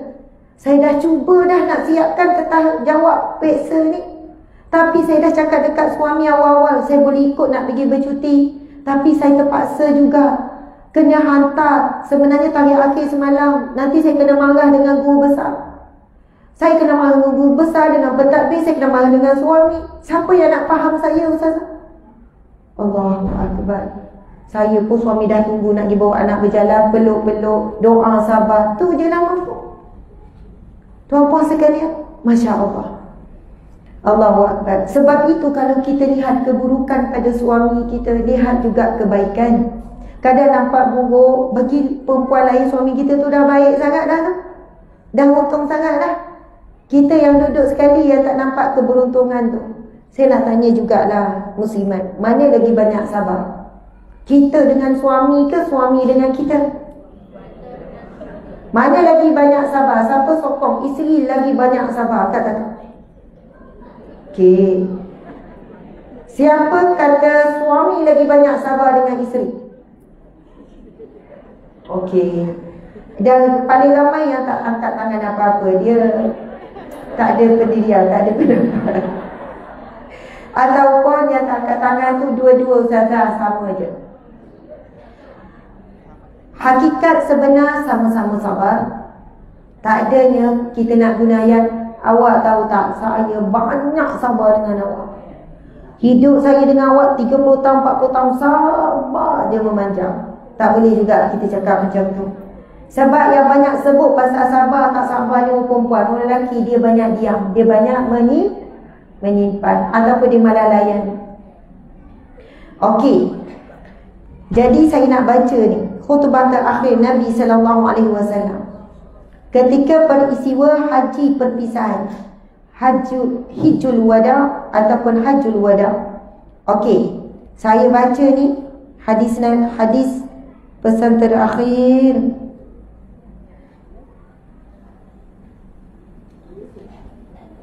Dik, kamu kena cari, ini tak boleh ni, kena cari khutbah penuh. Ini dia putus-putus tau, sikit-sikit. Khutbah penuh. Subhanallah, para wanita, para muslimat, para wanita salihah sekalian, insya-Allah bidadari di dunia dan juga bidadari dunia, wanita perhiasan dunia dan juga bidadari di syurga. Subhanallah. Kita nak tak jadi isteri salihah? Nak tak jadi wanita salihah? Masya Allah. Sifat utama wanita salihah ataupun isteri salihah, kalau yang tak ada suami, berpisah atau bercerai ataupun meninggal, maka kita kekal menjadi wanita yang salihah. Dan ini disebut dalam sebuah hadis Nabi SAW. Nabi bersabda, apabila seorang wanita itu pertama dia menjaga solatnya. Jadi ciri pertama utama wanita salihah dalam hadis ini, jaga solat. Jika mampu, bukan jika, sebenarnya mampu, cuma kurang kuat mahu, jagalah solat di awal waktu sedaya upaya. Ada seorang hamba Allah ni, umur dia dah 100 tahun, mata dia terang lagi, lelaki. Ada seorang tasri ni, dia pengasas kepada bank, pengasas itu, pengasas ni, banyak lah. Saya pergi ke rumah dia, dia jemput ceramah. Umur dah 100 lah, 100 lebih dah lah kot. Sebab semasa saya pergi dah 100. Mata jelas, telinga jelas, boleh bercakap lagi jelas, ingatan kuat, boleh baca lagi firman Allah, hadis Nabi semua. Allah beri rezeki melimpah ruah. Umur 1 tahun masih lagi jadi penasihat beberapa buah bank Dia antara accountant peringkat negara. Dia zaman-zaman sama seperti Tun Dr. Mahathir. Negara Malaysia hantar ke luar negara. Memang hebat hamba Allah, saya tak nak sebut nama Tan Sri apa ni. Umur dah 100 tahun. Lepas habis ceramah kita makan kan. Dia kata, Ustazah makan lah. Kita pun makan sekali dengan isterinya, duduk sekali. Setengah jam sebelum Zuhur, dia terus berhenti. Dia terus basuh tangan. Dia pun, saya minta izin, dia pun terus, rupanya dia ambil wuduk. Rutin dia, bukan masa tu, daripada muda isinya kata. Bahkan staf-staf dia, kalau dia meeting ke apa, orang kena ikut waktu dia. Mesti kena berhenti setengah jam sebelum waktu. Janganlah nak ganggu, sebab dia akan buat persiapan 20 minit ke 15 minit ke setengah jam. Kalaulah waktu ada sebelum solat, mesti dah duduk atas sejadah. Zikir dulu, baca Quran dulu. Sebab apa? Nak buat persiapan ni, nak jumpa Allah kejap lagi. Nak jumpa raja segala raja ni, sang pemilik dunia. Lepas tu isi dia kata memang dah faham dah. Kalau dah dekat waktu solat, kita tak boleh nak dibincang ke ada apa ke. Sebab ketika itu dia macam dah ada, dah jadi orang lain. Urusan dia dengan Allah, nak jumpa pemilik dunia ni. Baca, boleh semayang berdiri tegak lagi. Baca pun tak perlu pakai spek lagi. Ingatan hebat. Rezeki anak cucu Allah jaga pelihara. Allahu Akbar. Umur 100 tahun, boleh beri manfaat. Boleh pergi luar negara, terbang sana terbang sini lagi, hadir musyawarah. Bahkan orang bukan Islam hormat dia. Dia kata, Ustazah, saya masih jadi CEO bank ni. Bukan apa, sebab saya nak pastikan betul-betul ikut syarak, yang syariah compliant tu. Sebab apa? Mereka-mereka yang bukan Islam ni, kalau boleh nak juga hanya seolahnya luar je nampak Islam, tapi yang sebenar tak. Tapi saya akan bertegas di mana saya hidup, saya akan jadi orang bermanfaat. Dia nasihat anak saya. Dia kata apa? Anak saya tu baru dah japan, lelaki. Dia tanya nama. Nama siapa? Anak saya jawab, Imran. Imran, dengar apa Atuk cakap. Jadi orang Islam yang terbaik, bukan hanya baik. Jadi hamba Allah yang terbaik, the best, bukan hanya baik. Buat apa-apa mesti aim the best. Buat sesuatu mesti target terbaik. Kita nak jadi isteri, alang-alang dah jadi isteri yang terbaik. Alang-alang dah jadi suami yang terbaik. Alang jadi nenek yang terbaik. Macam mana nak jadi nenek yang beri manfaat pada cucu? Kalau arwah ayah saya dah meninggal pada tahun 2018, masa umur 59. Mak saya sekarang umur 62. Saya umur 41. Ya, mak saya umur 62. Tak adalah tua sangat kan? Mak. Cuma Atuk ni, kalaulah jumpa cucu, bukannya pertamanya dibuat beri gula-gula ke, beli mainan ke, beli aiskrim. Yang tu pun dibuat juga pada cucu. Sayang cucu kan? Tapi akan panggil cucu, dengar baca Al-Fatihah. Walaupun sampai dia tengah muka seremban, baru duduk atas kursi, salam dengan cucu, nak dengar baca Al-Fatihah. Sebab nak betulkan makhraj surah Al-Fatihah. Nak dengar baca 3 kul. Sebab itu anak bila ingat pada Atuk, ingat kat Tok Ki tanya surah Al-Fatihah. Bukannya esok-esok cucu tinggal dekat Wan. Wan suka beli mainan, Wan suka beli aiskrim, Wan selalu peluk. Benda tu semua adalah bentuk kasih sayang yang sementara dalam bentuk dunia. Apa kasih sayang yang dalam bentuk akhirat? Subhanallah. Itu juga yang selalu saya tanam dalam staf anak-anak. Walaupun benda kecil kita buat dengan terbaik kerana Allah suka. Hadis Nabi, sesungguhnya Allah amat mencintai seseorang itu apabila melakukan sesuatu an yutqanu, dia mesti buat sungguh-sungguh. Sebab itu orang perempuan sangat hebat. Kalau dia masak sungguh-sungguh. Betul tak? Betul. Padahalnya nak hidangkan suami je. Lepas tu masa hidang tak ada angkat periuk. Kan angkat periuk, angkat kuali, sebab kuali kecil kan. Ngekuali-kuali angkat, dengan periuk angkat. Kita orang perempuan kan, bukan hanya hidang cantik tu, elok tu pada tetamu. Ini bila tetamu datang baru keluar pinggang yang cantik, pinggang yang elok, pinggang yang mahal, yang dalam almari baru keluar. Betul ke? Macam tu ke sepatutnya? Kalau mak saya daripada sejak kecil memang diajarkan cara hidang ni. Bila nak makan dengan keluarga ni, mangkuk lauk kena sama, kalau lain dia suruh tukar. Pinggan yang terbaik di rumah, yang paling mahal tu diguna hari-hari. Gelas tak boleh lain ni. Adik-beradik 10 orang, mak ayah, pinggan mak ayah yang terbaik, gelas sama. Sayur apa semua sebab 10 orang campur mak ayah jadi 12 orang, jadi 3 lauk kena hidang. Ui, cara susun tu pantanglah kalau tak susun elok. Bahkan tak ada beza hidang tetamu dengan hidang makan hari-hari.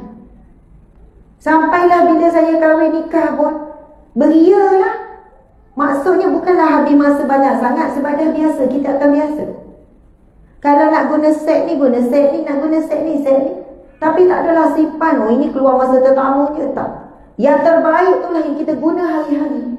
Sebab Nabi cakap apa? Khairukum li ahli wa ana khairukum li ahli. Yang paling baik di kalangan kamu, yang paling sempurna akhlak di kalangan kamu adalah orang yang paling baik dengan ahli keluarga. Orang yang paling melayani ahli keluarga terbaik. Kita ni kalau keluar dengan kawan-kawan ni kan, 2 hari dengan kawan-kawan, 3 hari kau main ceria, senyum, manjang. Ada benda yang tak menyenangkan pun, it's okay, saya memang pemaaf, awak tak minta maaf. Mudah memaafkan, begitu begini, 3 hari pun okey, ceria. Sampai kawan ni kagumlah, kau ni aku tengok 3 hari ceria je, macam tak ada masalah. Tak adalah, aku ada je masalah, tapi kita kena positif. Tapi kadang dengan suami bagus tak je jalan semua. Nak pergi berjalan jauh lagi ni dah masam dah kat sebelah senyap. Sebab apa sobat suami hon tadi tu nak secepat contohlah. Maksudnya bukan senang ya kita nak lepaskan, nak berlapang dada. Kita nak macam mana ya, nak mempunyai hati yang okey, it's okay bang, tak apa. Bukan senang. Sebab apa, kita sangatlah mudah nak menunjukkan emosi marah ke tak suka ke apa dengan pasangan, dengan anak, dengan cucu. Contohlah kan, cucu kawan kita datang bawa cucu. Lepas tu cucu tu tumpahkan air Milo atas kapet. Dah lah kapet tu warna cerah. Faham tak? Kita kan akan sebaya dah ada cucu belaka. Jadi kawan tu bawa cucu, kita kan main lagi kan. Tak apa, nama pun budak, tak payahlah nak marah. It's okay, never mind. Lepas tu kita pun ambil kain lah, muka mani je, it's okay. Lepas tu kawan kata, kau ni sabar lembut kan, tak pernah marah kot ya. Tak adalah, biasa je. Lepas dah balik semua, cucu kita pula tumpahkan air. Agak-agak jadi macam mana nenek tu kan. Ui, tak adalah cucu sendiri mau dicubit. Kan dah cakap minum kat dapur, apa minum kat ruang tamu ni. Cucu tengok nenek, tadi macam malaikat nenek. Sekarang dah macam raksasa dah pula kan. Allahu Akbar. Nak sebut apa? Bukan senang nak sabar dengan pasangan, nak wajah manis dengan pasangan. Kita kalau dengan kawan pagi sampai petang wajah senyum. Dekat rumah boleh tak 24 jam senyum je, boleh tak? Cuba nekat hari ni. Hari ni memang nak senyum, pagi sampai tidur, apa pun berlaku senyum. Balik nanti kau tengok pinggang tak basuh pun, kalau nampak kain plekat bergulung pun, nampak kain tak angkat hujan turun pun. Sebab kadang tak angkat kain, kita kenapa tak tolong angkat, tak pesan. Takkan nak pesan lagi, fikirlah sendiri hujan turun. Okey, bukan sedang muslimat sekalian. Sebab itu Nabi sebut dalam hadis ini, seorang wanita itu apabila dia jaga solat, kemudian dia jaga puasa, kemudian dia jaga marwah. Marwah ni termasuk semualah, dari sudut aurat, dari sudut pergaulannya, dari sudut dirinya. Pergaulan ni bukan pergaulan zahir je, pergaulan di media sosial pun jangan jatuhkan marwah. Lepas tu yang keempat, apabila dia mentaati suaminya, menghormati suaminya, maka Nabi sebut dia boleh masuk daripada mana-mana pintu syurga yang dia nak masuk. Allahu Akbar. Wanita ini, kalau daripada hadis ini nampak mudah masuk syurga, tetapi wanita juga mudah masuk neraka. Mudah dua-dua. Mudah masuk neraka, mudah masuk syurga. Pernah dengar kan hadis Nabi yang Nabi kata, sekiranya manusia itu dibenarkan sujud pada manusia, maka aku akan minta isteri sujud pada suami. Pernah dengar tak hadis ni? Setuju tak? Takkan tak setuju hadis Nabi. Tapi muslimat, kita kena faham apa maksud sebenar hadis Nabi ni. Sebab kadang-kadang orang lelaki dia guna hadis ni cara yang salah. Saya minta maaf. Dia akan sebut macam ni. Awak tak pernah dengar sampai Nabi kata kalau manusia boleh sujud pada manusia, Nabi akan suruh isteri sujud pada suami. Sebenarnya kena tengok sababul wurudul hadis. Apakah sebab diturunkan hadis ini? Sebagaimana kalau firman Allah, kena tengok sabab nuzulul Quran. Sebab diturunkan Al-Quran. Masya Allah. Okey. Subhanallah. Tim faham ya? Sebenarnya boleh pergi jumpa ya anak kecil. Macam tu, sorry. Sebenarnya okey, kita faham memang mencabar bawa anak. Kadang tim saya dah minta dah. Mungkin kalau ada yang agak sebenarnya kita faham memang ibu-ibu yang sangat hebat bawa anak kecil. Cuma mungkin bila anak tu tak boleh nak mampu dikawal, kita dukung sekejap dekat luar, bagi dia tenang, bagi dia macam dapat makan sikit ke apa, lepas tu masuk balik. Macam tu. Satu lagi, insya-Allah boleh dengar dengan jelas juga dekat luar. Saya cakap dekat tim tu sebab tim dah faham dah.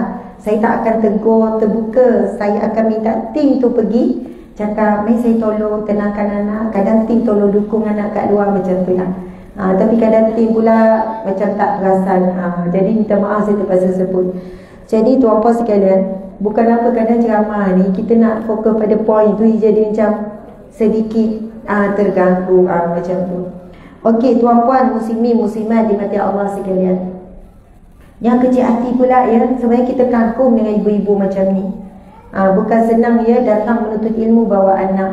Hebat, moga Allah mudahkan urusan ibu-ibu, semualah ibu nenek. Okey, hadis ni sebenarnya ada kisah. Seorang sahabat Nabi, dia balik daripada Syam. Negara Syam ni dulu satu negara je, satu pemerintahan Syam ni. Yang mana Syam ni sekarang 4 negara. Palestin, Lebanon, Syria, Jordan. Betul lah, betul kan? 4 negara ni. Sekarang dah berpecah. Kalau dulu dipanggil Syam. Ada sahabat Nabi ni, dia pulang daripada Syam, lalu dia berkata, "Ya Rasulullah, aku melihat Yahudi dan Nasrani, Yahudi dan Kristian ni menyembah pemimpin-pemimpin mereka, sujud pada pemimpin mereka. Sujud pada pemimpin mereka, sujud kepada orang-orang yang penting." Lalu sahabat Nabi kata, "Sesungguhnya ya Rasulullah, engkau lebih layak untuk disujud." Faham tak? Sahabat Nabi ni tengok, engkau lebih layak untuk disujud. Jadi Nabi kata, Jangan kamu buat begitu. Sebab memang tak dibenarkan manusia sujud pada manusia. Tak dibenarkan.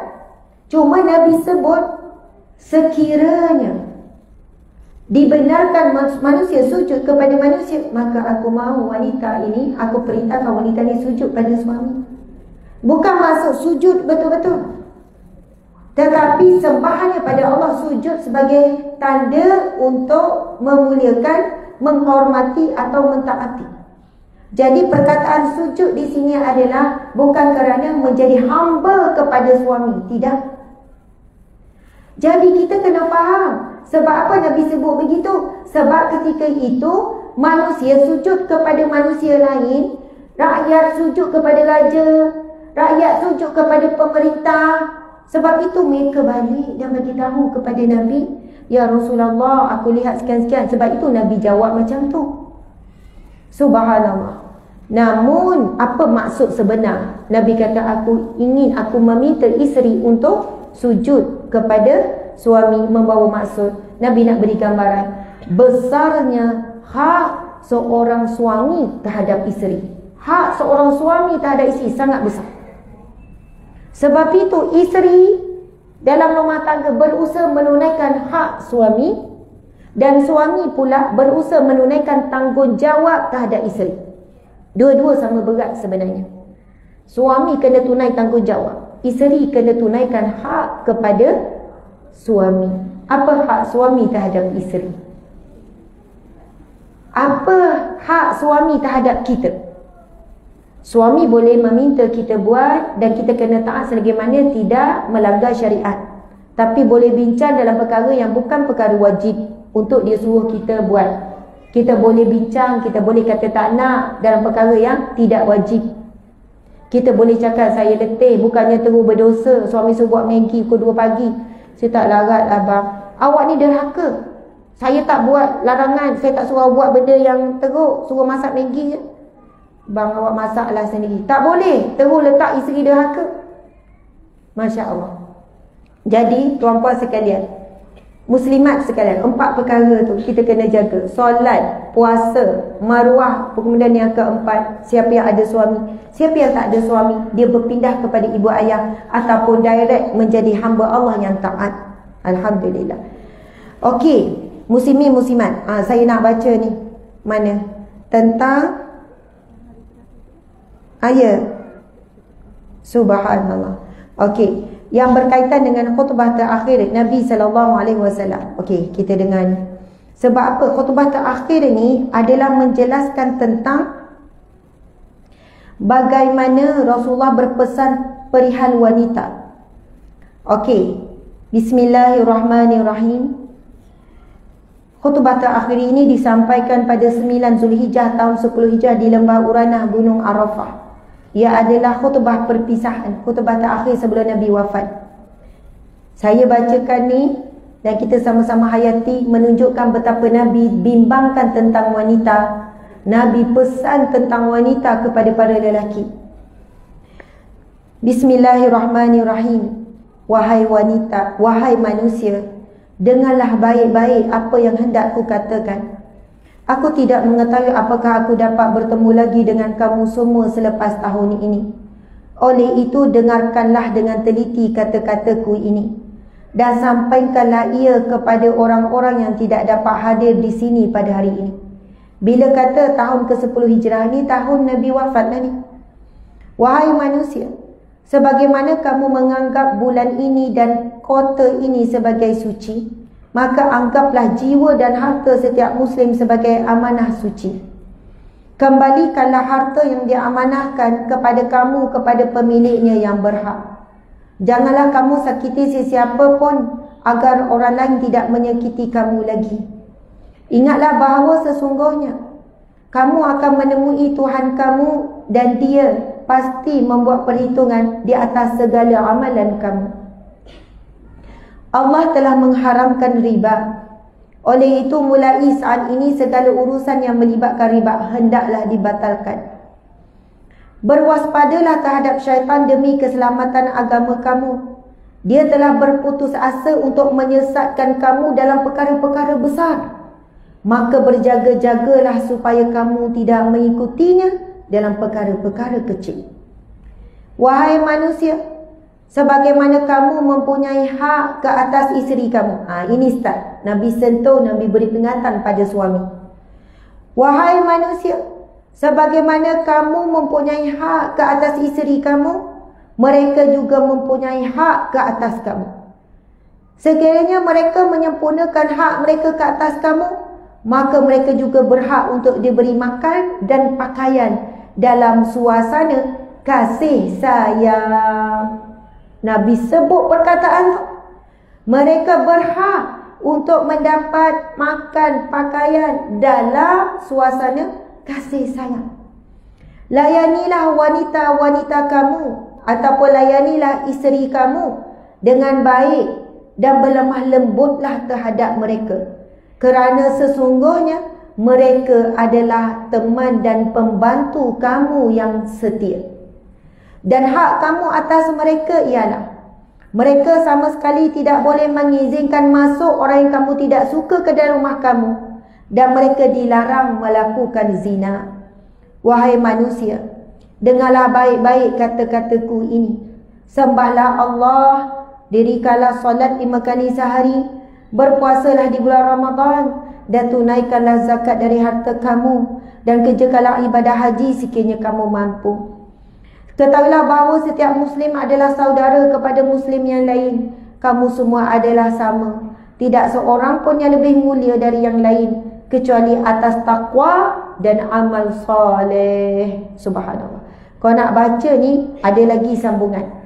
Cuma kita beri perhatian apa. Bayangkan ya, kalau nak beri wasiat terakhir ni, khutbah terakhir, kita bayangkan Nabi mungkin akan pesan benda yang besar-besar. Pasal pemerintahan ke, pasal perjuangan ke, pasal kena kalahkan musuh ke. Tapi bayangkan dalam khutbah terakhir, dikatakan khutbah terakhirnya 3 bulan sebelum Nabi wafat. Last dah ni, peluang terakhir nak berkhutbah di hadapan para sahabat waktu haji di Arafah. Dalam khutbah terakhir itu, Nabi boleh selit tentang isteri, tentang wanita, beri peringatan pada lelaki. Nak cakapnya betapa pentingnya soal dan betapa beratnya Nabi tentang wanita, pesan pada suami. Sebagaimana engkau ada hak terhadap isteri kamu juga ada hak ke atas kamu. Dan apabila mereka telah melayani kamu dengan baik, dimasak, dikemas rumah, pakaian dibasuh, dah berkhidmat, dan Nabi kata sesungguhnya mereka lah teman paling setia. So itu kalau suami-suami dengan kawan-kawan dia borak lama-lama, dia gembira jumpa kawan-kawan, dia kena ingat kawan takkan setia sebagaimana isteri yang setia kat rumah.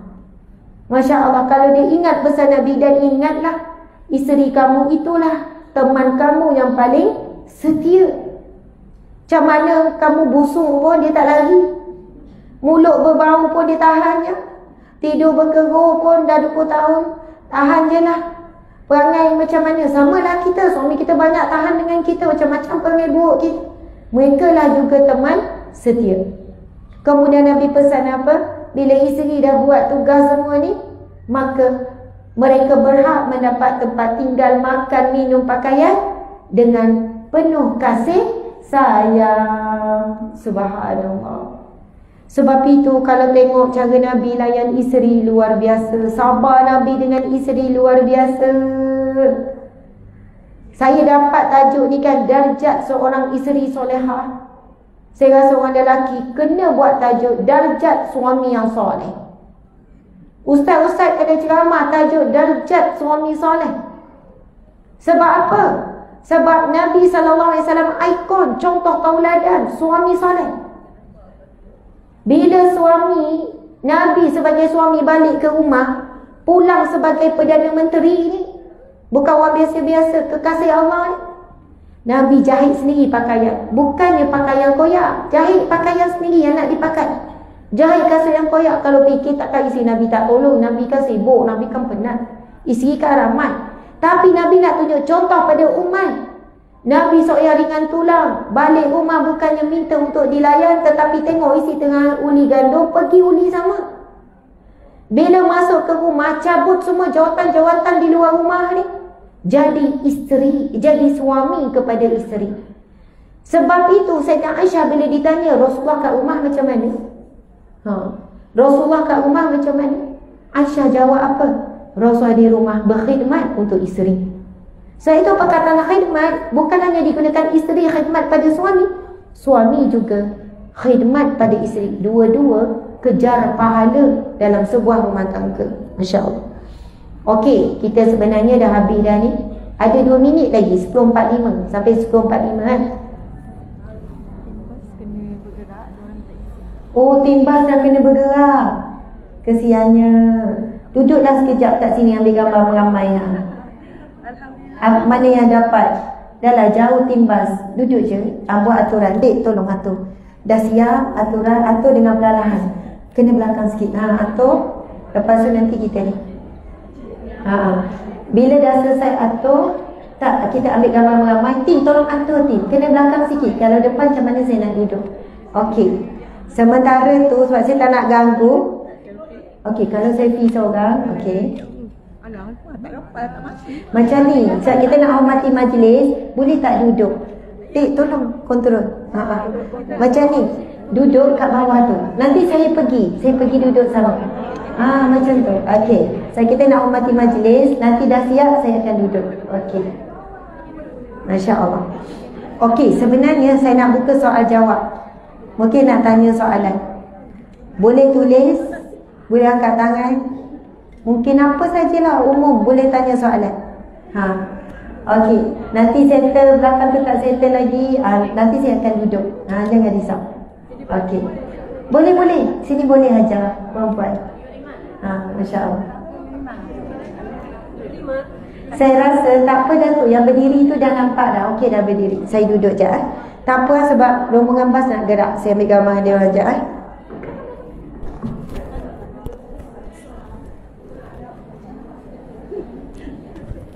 Okey.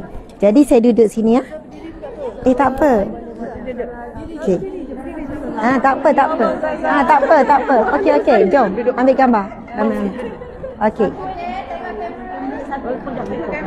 Boleh. Sedia 1 2. Pandang kamera semua. Sedia 1 2 3. Nampak. Daripada saya pandang kamera 1 2 3. Okey. Alhamdulillah. Tak apa. Okey dah tu. Masuk dah semua. Okey. Ya, terima kasih semua. Masya Allah. Jumpa lagi dekat. Tak apa, nanti share gambar. Dia orang akan share. Okey, subhanallah. Okey, jumpa lagi. Sayang semua. Kesian duduk kat bawah ni. Sayang semua. Ya, sayang. Tak apa. It's okay.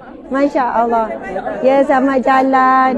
Kita jumpa dekat KL lah, dekat Kelang. Lembah Utara. Sayang. Okey, subhanallah.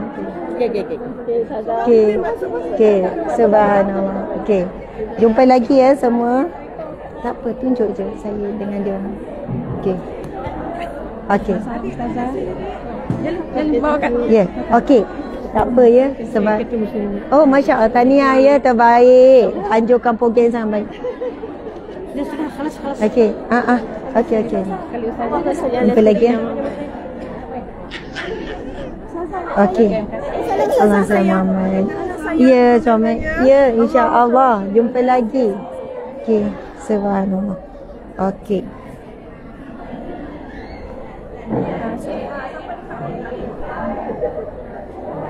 Okey, subhanallah. Ada yang tanya soalan, cara pakai tudung yang sempurna, berdosa ke pakai tudung atas bahu? Yang kedua, apa hukum pakai stokin tapi pakai kasut tak bertutup? Bagusnya, ini soalan wanita yang dia tanya sebab apa ya? Sebab dia nak jawapan, nak kepastian, dia rasa ragu-ragu. Ini menunjukkan seorang wanita yang serius, yang ambil tahu dan serius dengan pemakaiannya, dengan dirinya. Okey, kita ni orang perempuan, memang syarat menutup aurat, tidak memperlihatkan tubuh badan, tak boleh pakai jarang, tak boleh pakai ketat, nampak tubuh badan, sama ada nampak warna kulit ataupun nampak bentuk badan. Dan dua bentuk badan yang boleh nampak bentuk badan macam dua bentuk badan kita ni tak boleh elak, mesti nampak bentuk. Pertama, bentuk kepala. Macam mana nak elak? Takkan nak pakai kembang supaya tak nampak bentuk kepala. Bentuk yang kedua yang dimaafkan kalau nampak bentuk bahu. Tak ada masalah nampak bentuk bahu. Ada orang kata tak boleh nampak bentuk bahu sebab bahu tu menunjukkan saiz itu, saiz ini, macam-macam lah. Nampak bentuk badan. Jadi nampak bentuk bahu, kadang ada orang pakai tudung kan, nampak bentuk bahu. Itu dua bentuk yang boleh dilihat. Yang lain kena jaga sungguh-sungguh, jangan sampai nampak bentuk belah depan, belah belakang, peha, kaki, bentuk-bentuk tu kan. Tapi soalannya, berdosa ke pinkan tudung atas bahu? Okey, sebenarnya macam ni. Kenapa kalau saya sendiri staff, saya wajibkan pemakaian? Kamu accountant ke? Kamu masuk kerja sebagai HR ke? Kamu bukan ustaz-ustazah ni. Sebab kami ada staff lebih 100 lebih. Etika pemakaian bila jadi staff di bawah Hijrah Empire Group Sdn Bhd, walaupun dia mari interview dengan tudung kecil, lilit ke apa, saya kata kamu bagus, kami nak ambil, tapi kena ada etika pemakaian. Saya akan cakap yang perempuan macam ni, semua media ni belajar, bukan IT apa semua kan. Saya bukan wajibkan pakai tudung bulat macam saya, tapi dia orang dah ikut-ikut. Saya cuma cakap pakai, mesti saya minta biar tudung tu kena siku, sekurang-kurangnya hampir dekat siku. Saya jelaskan kenapa saya kata macam ni. Kalau awak pakai atas ni, labuh depan saja. Bila awak buat kerja tunduk bergerak, nampak bentuk dada tu yang paling bahaya perempuan dari tepi. Setuju tak perempuan? Setuju. Lagi kita bergerak-bergerak, bila tudung tu, contoh atas bahu kan ada style tudung atas bahu, tapi dia buat labuh depan.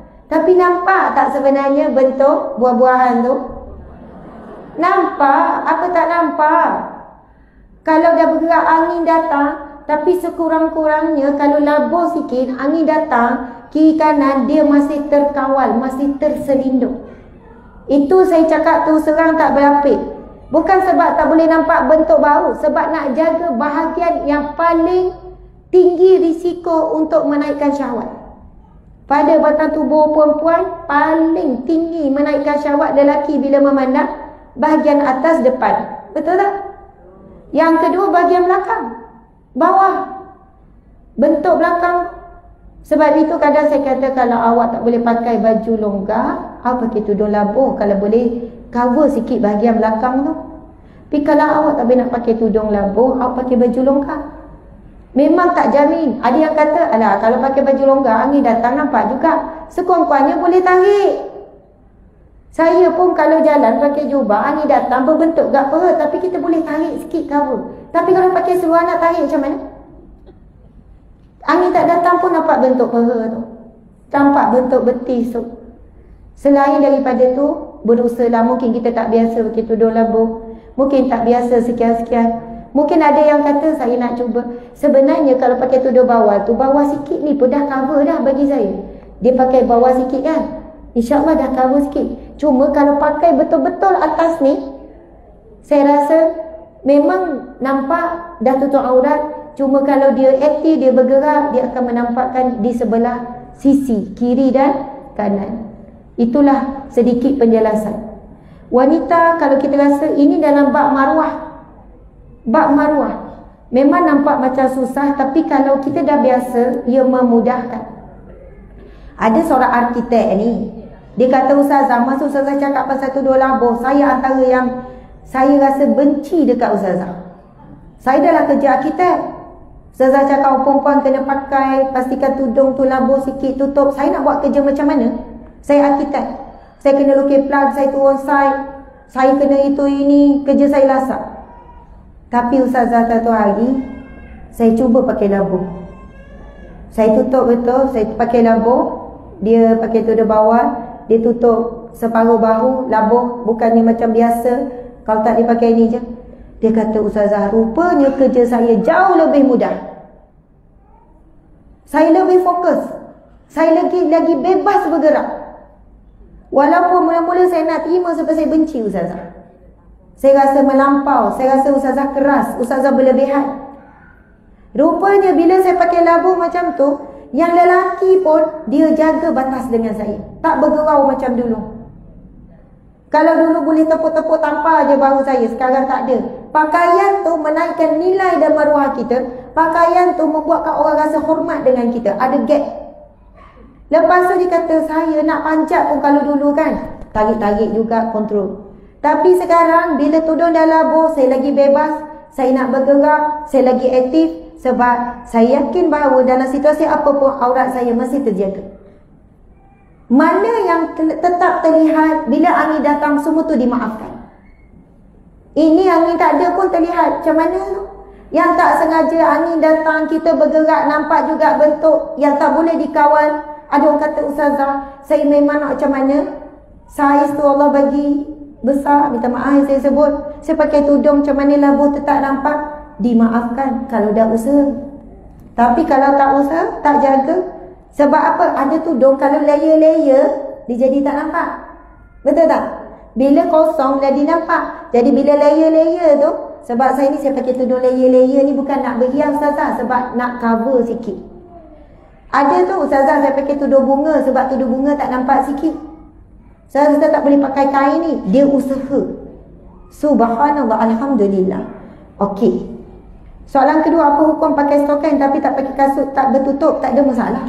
Cuma cuba pakai stokin yang bukan warna kulit, sebab nampak macam seakan-akan kulit. Stokin coklat ada yang warna terang, ada warna yang gelap, ada warna hitam. Kita cuba elakkan warna kulit. Pernah tengok tak orang perempuan kan, dia pakai inner warna coklat macam warna kulit, lepas tu dia pakai tudung, daripada jauh nampak macam leher, pergi dekat rupanya inner. Ada pakai baju warna kulit, nampak seksi dari jauh, pergi dekat, oh ada inner. Ini dibahaskan oleh alim ulama, memang boleh jatuh makruh dan boleh jatuh dilarang apa-apa bentuk pakaian yang memperlihatkan. Bahkan ada yang mula pakai rambut palsu, sebab kata dia tutup rambut dia dengan rambut palsu, pun tak dibenarkan. Sebab ada unsur gharar, kesamaran. Dia tutup aurat betul ke tak? Ni, daripada jauh, kau tak pergi dekat, ingat itu adalah dada dia, ingat itu adalah leher dia. Sebab itu, kalau kita dapat jaga, tapi kalau pakai stokin dah tutup, insyaAllah dah bagus sangat dah tu. Okey, soalan seterusnya. Ustazah, bagaimana cara kita nak menjawab dengan suami? Maksudnya kadang kita nak bagi penjelasan, tapi dia salah tafsir. Suami kata kita menjawab. Tuan-puan sekalian, pasal menjawab ni, Sayyidina Umar pernah tegur isteri yang menjawab. Isteri ni jawab lagi lepas dah ditegur. Dia tegur, isteri menjawab. Lepas tu Sayyidina Umar tegur, kamu sekarang dah pandai menjawab. Perangai kamu dah ikut dah perangai wanita-wanita Madinah. Sebab wanita Mekah semua dengan suami takut. Suami ni memang superior dalam rumah tangga. Tak boleh jawab, tak boleh bantah, tak boleh itu. Suami nak keluar rumah, keluar macam tu je.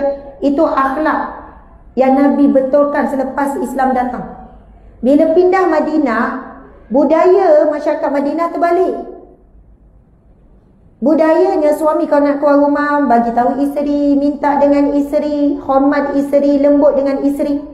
Jadi bila pindah Madinah, Sayyidina Umar kata, kamu sekarang dah ikut perangai wanita Madinah yang menundukkan pada suami. Lalu jawab lagi isteri Sayyidina Umar ni. Dia jawab apa? Kenapa kamu nak marah saya? Kamu pergilah marah isteri, bukan marah isteri Nabi. Sedangkan isteri Nabi juga menjawab dengan Nabi. Isteri Nabi juga ada tinggikan suara dengan Nabi. Isteri Nabi juga ada memalingkan wajah daripada Nabi. Bila Sayyidina Umar dengar tu, Sayyidina Umar terus pergi jumpa anak dia, Sayyidatina Hafsah. Kan Hafsah tu isteri Nabi. Wahai Hafsah, betul ke ada isteri Nabi yang menjawab Nabi, yang bantah Nabi? Benar. Ada ke isteri Nabi yang merajuk, yang palingkan wajah daripada Nabi? Benar, ada. Satu hari satu malam pun ada. Lalu Sayyidina Umar pesan pada anaknya Hafsah, kamu jangan buat begitu. Kalau kamu nak apa-apa, minta dengan ayah. Kalau kamu rasa tak puas hati, cari ayah. Maksudnya jangan lepas pada Nabi. Kalau kamu rasa cemburu ke apa ke. Sayyidina Umar bimbang ni anak dia. Lepas tu Sayyidina Umar pergi jumpa Ummu Salamah pula. Wahai Ummu Salamah, betul ke ada isteri Nabi yang bantah Nabi? Ada isteri Nabi yang buat gini-gini kepada Nabi? Kemudian Sayyidina Ummu Salamah jawab, Sayyidatina Ummu Salamah jawab, kenapa kamu nak menyibuk hal rumah tangga orang? Direct je bagi. Tak nak sebut. Kalau cerita pasal pecah pinggan tu, ibu-ibu muslimat ceritanya Nabi duduk di rumah Sayyidatina Aisyah. Ada tetamu datang. Sebab tetamu ni memang akan datang ketika Nabi duduk rumah, giliran Sayyidatina Aisyah. Tetamu jauh ke dekat, kalau mereka datang nak jumpa Nabi, nak beri hadiah ke, nak meeting, nak tanya ke, Dia tunggu giliran kat rumah Sayyidatina Aisyah. Sebab para sahabat semua tahu Rasulullah paling suka duduk rumah Sayyidatina Aisyah. Wahyu pun diturunkan dengan isteri, hanya dengan Sayyidatina Aisyah. Dengan isteri lain, wahyu tidak diturunkan di rumah isteri lain, tapi di rumah Sayyidatina Aisyah wahyu diturunkan. Selain daripada masjid, paling banyak wahyu diturunkan di Raudah tu lah. Raudah tu dia antara mimbar dengan rumah Nabi tu, Raudah. Itu paling banyak wahyu Nabi diterima. Sebab itu Raudah tu sangat mulia. Lepas tu tiba-tiba ada isteri lain hantar makanan. Kan tu rumah, waktu giliran Nabi dengan rumah Sayyidatina Aisyah, kenapa pula isteri lain ni nak hantar makanan? Sayyidatina Aisyah cemburu. Masa tu pembantu isteri yang lain yang suruh pembantu pergi hantar, Sayyidatina Aisyah nampak. Masa tu juga Sayyidatina Aisyah hempas pinggan tu. Hempas pinggan, jatuh, pecah depan tetamu. Bukan kat dapur, bukan kat bilik, depan tetamu. Ui, kita kalau nak marah kat lelaki, buat ke macam tu depan tetamu? Tapi cerita ini bukan menunjuk akhlak buruk isteri Nabi, tidak. Apa yang berlaku, dan Aisyah cerita pada kita. Sayyidatina Aisyah yang cerita, walaupun benda tu sedikit aib supaya jadi panduan. Tapi Nabi buat apa? Nabi kutip pinggan yang pecah ni, Nabi letak atas tangan Sayyidatina Aisyah. Nabi suruh Sayyidatina Aisyah gantikan dengan pinggan yang lain. Kemudian Nabi cakap pada tetamu ni, ibu kamu sedang cemburu. Nabi sebut macam tu je, ibu kamu sedang cemburu. Tak ada Nabi tu nak marah, apa ni jatuh air muka saya depan tetamu ni, apa ni. Nabi meraihkan cemburu seorang isteri, Nabi layan. Cemburu ni bukan satu dosa. Cuma kalau over berlebihan sampai langgar batasan syariat, itu yang berdosa tu. Jadi sebab itu kalau kita tengok kriteria jadi isteri soleha dalam cerita-cerita kisah, bukannya satu kedudukan yang sukar sangat dicapai. Kita usaha jaga air muka. Pasal air muka ni pun satu, isteri-isteri sekalian, senyuman paling manis kita ni pada orang luar ke pada suami? Ada suami? Alhamdulillah. Sebab suami tak ada berani jawab kan. Nanti balik rumah ni kan senyum, bang apa khabar, senyum. Suami pun tengok, dah kenapa awak lain macam. Lagilah kalau senyum sampai ke malam, suami tu pun mesej WhatsApp anak-anak, korang baliklah hujung minggu ni, mak kau dah ada tanda-tanda dah, mungkin dah dekat dah sebab tu. Tak pernah mak kau senyum manjang macam ni. Risau pula ayah tengok. Pada mak tu baru dapat motivasi ni nak wajah yang manis. Ya, sebab dalam hadis Nabi sebut, dia antara tanda-tanda kemuliaan ataupun kebahagiaan seorang lelaki apabila tanda-tanda isteri yang solehah, wanita yang solehah. Banyaknya yang sampai isteri yang solehah, wanita yang solehah. Antara tanda-tandanya apa? Nabi sebut, apabila kamu memandangnya, kamu senang. Apabila suami memandang wajahnya, hatinya senang, hatinya sejuk. Jadi suami kita pandang wajah kita, sejuk hati tak? Kepanas hati? Sejuk Jadi wajah paling manis, senyuman paling manis sebenarnya yang patut kita beri ada pada suami kita. Sebab itu Nabi bila tengok para sahabat duk kumpul harta, mula cintakan harta, Nabi pun bersabda di hadapan para sahabat, maukah aku beritahukan kepada kamu apakah harta yang paling terbaik yang kamu ada? Lalu sahabat Nabi kata, ya, ya Rasulullah. Lalu sahabat Nabi pun menjawab, Nabi pun menjawab, harta yang paling baik kamu miliki adalah isteri yang solehah. Jadi nak dapat isteri solehah ni, suami kena didik, kita pun kena nekat. Okey, jadi saya dah jawab penjelasan di satu tafsir. Suami kita kata kita menjawab macam ni Sebelum kita nak beri penjelasan, nak jawab pada suami, kita kena baca doa dulu. Rabbi shrah li sadri wa yassir li amri wahlul 'uqdatam min lisani yafqahu qawli. Baca betul-betul. Apa maksud dia? Rabbi shrah li sadri, ya Allah, lapangkanlah dadaku. Wa yassir li amri, permudahkanlah urusanku. Wahlul 'uqdatam min lisani, bukakanlah belenggu yang mengikat lidahku. Yafqahu qawli, agar dia faham apa perkataanku. Cuba sebelum bebel baca doa ni dulu. InsyaAllah lepas tu suami dah tak buat lah. Nak minta gelang baca doa ni dulu. Subhanallah. Tak maksud saya ada hajat kita dengan suami. Takut suami salah faham, ingat kita tak bersyukur. Tapi kita lama dah nak benda tu kan. Baca doa ni, Rabbi syrah li sadri, ya Allah lapangkanlah dadaku. Sebab kita yang nak cakap ni kena lapang dada dulu. Kok suami tolak, kok suami tak terima. Wa yassir li amri, pemudahkan urusanku. Nak beri teguran pada suami ni supaya dia berhenti merokok. Wa yassir li amri wahlul 'uqdatam min lisani, bukakan belenggu yang mengikat lidahku, takut salah cakap, salah sebut perkataan. Yafqahu qawli, agar dia memahami kata-kataku. Ini doa Nabi Musa alaihi salam ketika Allah perintahkan Nabi Musa pergi menyeru kepada Firaun. Inilah doa Nabi Musa. Nak menghadap Firaun, suami kita bukan macam Firaun. Nak menghadap suami je, insya-Allah. Doa ni sangat membantu. Ustaz, saya jawab secara, saya tak boleh sekarang 11:04 minit, 11 suku saya berhenti. Saya baca, lepas tu jawab ringkas. Ustazah, bagaimana nak sentiasa berlapang dada dengan suami dalam keadaan seperti tempat kerja, keluarga, anak? Terima kasih. Soalan soalan saya. Bagus sangat soalan.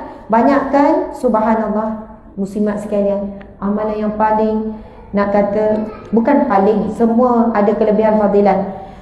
Kalau kita banyak istighfar banyak-banyak. Astaghfirullah, astaghfirullah. Istighfar ni bukan sebab kita ada dosa, bukan sebab kita buat maksiat. Istighfar ni Nabi bersabda, barang siapa yang memperbanyakkan istighfar, Allah akan mudahkan urusan, Allah bukakan jalan yang tertutup, Allah akan beri rezeki yang tak disangka-sangka.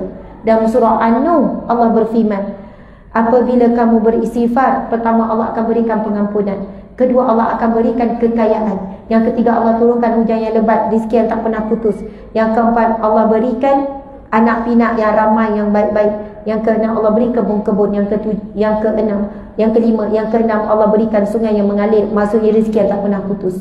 Maksudnya istighfar ini fadilatnya banyak, bukan hanya kerana mohon ampun.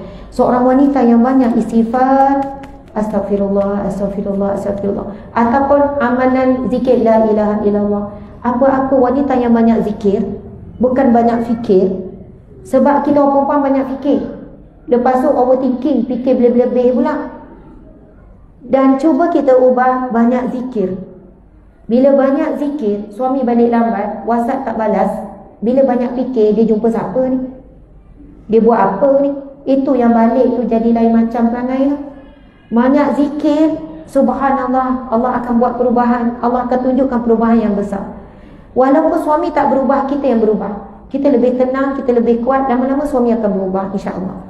Ustazah, bagaimana jika suami tidak izinkan isteri keluar menuntut ilmu? Adakah dia perlu tuntut taat kepada suami sedangkan suami tidak berusaha memberikan ilmu pada isteri? Zaman sekarang boleh tuntut ilmu daripada media sosial. Kalau ilmu ataupun persoalan yang diperlu cari dah cukup melalui media sosial, maka taatlah suami yang tak izin dia keluar tu. Boleh, kita tak tahu kenapa suami tak izin. Mungkin bila dah keluar, suka sangat keluar sampai tak abai tanggungjawab dekat rumah.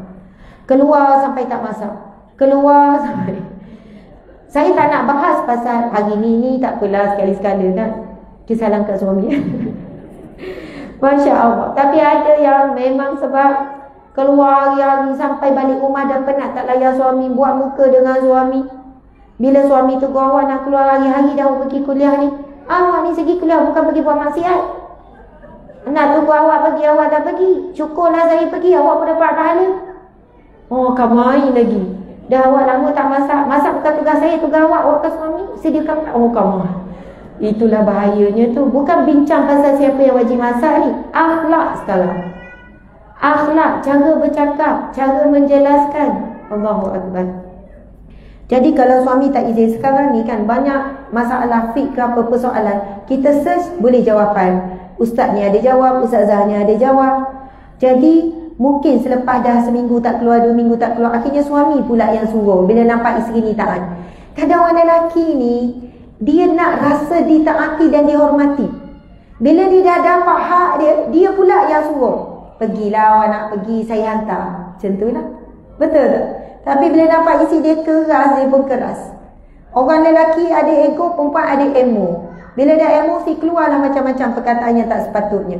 Lelaki pula dah ego, dia buat tindakan yang tak sepatutnya. Masya Allah. Seterusnya Ustazah, macam mana nak jadi isteri yang terbaik? Bagaimanakah nak didik hati supaya menjadi ikhlas dalam membina rumah tangga yang bahagia? Oh, bagus soalan orang mabuk ni, dahsyat lah soalan. Saya tak, dulu masa awal kahwin, saya akan berubah. Selalu dah janji macam tu kat suami kan. Saya akan jadi isteri yang lembut, saya akan jadi isteri yang taat. Bila gaduh baik kan, dah lama dah tak berjanji dah. Sebab kadang bertahan 2-3 jam je. Tapi yang saya cuba buat sedaya upaya ialah sebelum tidur mesti minta maaf dan minta redha. Sebab saya tak boleh janji saya tak buat salah. Saya tak boleh janji saya akan jadi isteri yang lembut, muka manis je, tak menjawab. Saya kata saya tak boleh janji. Sebab saya takut janji tu hanya janji yang palsu je, mempermainkan janji. Tapi yang saya berusaha adalah sebelum tidur saya minta maaf banyak-banyak. Saya minta awak redha dengan saya. Tapi bukanlah cakap saya awak. Adalah panggilan tu baby ke kan, baby. Tapi saya tak panggil baby ya, suami saya geli lah pula panggil baby kan. Maksudnya adalah panggilan tu. Sebab apa? Kita tak boleh daripada salah. Mula-mula kita nak juga dia minta maaf. Awak tak nak minta maaf. Saya tak ada salah, dia jawab. Tapi lama-lama jadi rutin. Sebelum tidur suami isteri saling memaafkan. Dah sebelum tidur saling memaafkan. Kalau saya nak cerita kisah memaafkan sebelum tidur ni, memang ada kisah seorang sahabat yang sangat hebat. Sampai Nabi kata sedekahnya diterima oleh Allah. Okey, tak apa. Jika suami tidak menunaikan hak isteri, contoh dari segi nafkah dan kewangan, bukan sebab dia mampu, tapi dia memang tak mampu, adakah isteri perlu taat kepada suami? Masih wajib taat? Saya macam ni, bab nafkah, memang suami wajib bagi nafkah. Tapi kalau suami tak mampu, memang tu je tahap kemampuan. Gaji dia 800, dia dah cari kerja tak dapat, itulah kerja kampung yang dia boleh buat. 800 tu ngam-ngam je beli makan dan tak cukup. Lalu isteri ni redha, maka gugur. Bukan gugur, maksudnya suami ni tak berdosa lagi dah. Isteri redha. Dan kedudukan isteri yang redha bila suami tak bagi cukup nafkah ini, sangat tinggi, sangat hebat tuan-tuan sekalian. Ini bukan wanita akhir zaman dia lalui situasi ni. Di zaman Nabi dan anak Nabi sendiri, Sayyidatina Fatimah sampai minta sesuatu dengan ayah, padahal suami ada.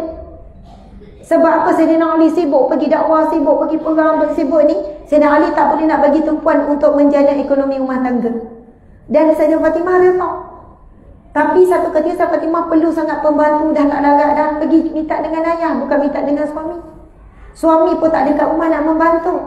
Tapi suami isteri ni redha. Isteri ni dah setuju, maka tak ada dosa. Sebab itu hari ni kita jumpa isteri ada ramai yang mampu, ada rezeki sekian-sekian. Tak apa bang, saya bayar. Tak apa bang, rumah saya ni. Tak apa. Oi besar. Sampai Nabi jawab soalan seorang wanita ni, ya Rasulullah, aku beri makan kepada suami dan anak-anakku, ada pahala sedekah tak?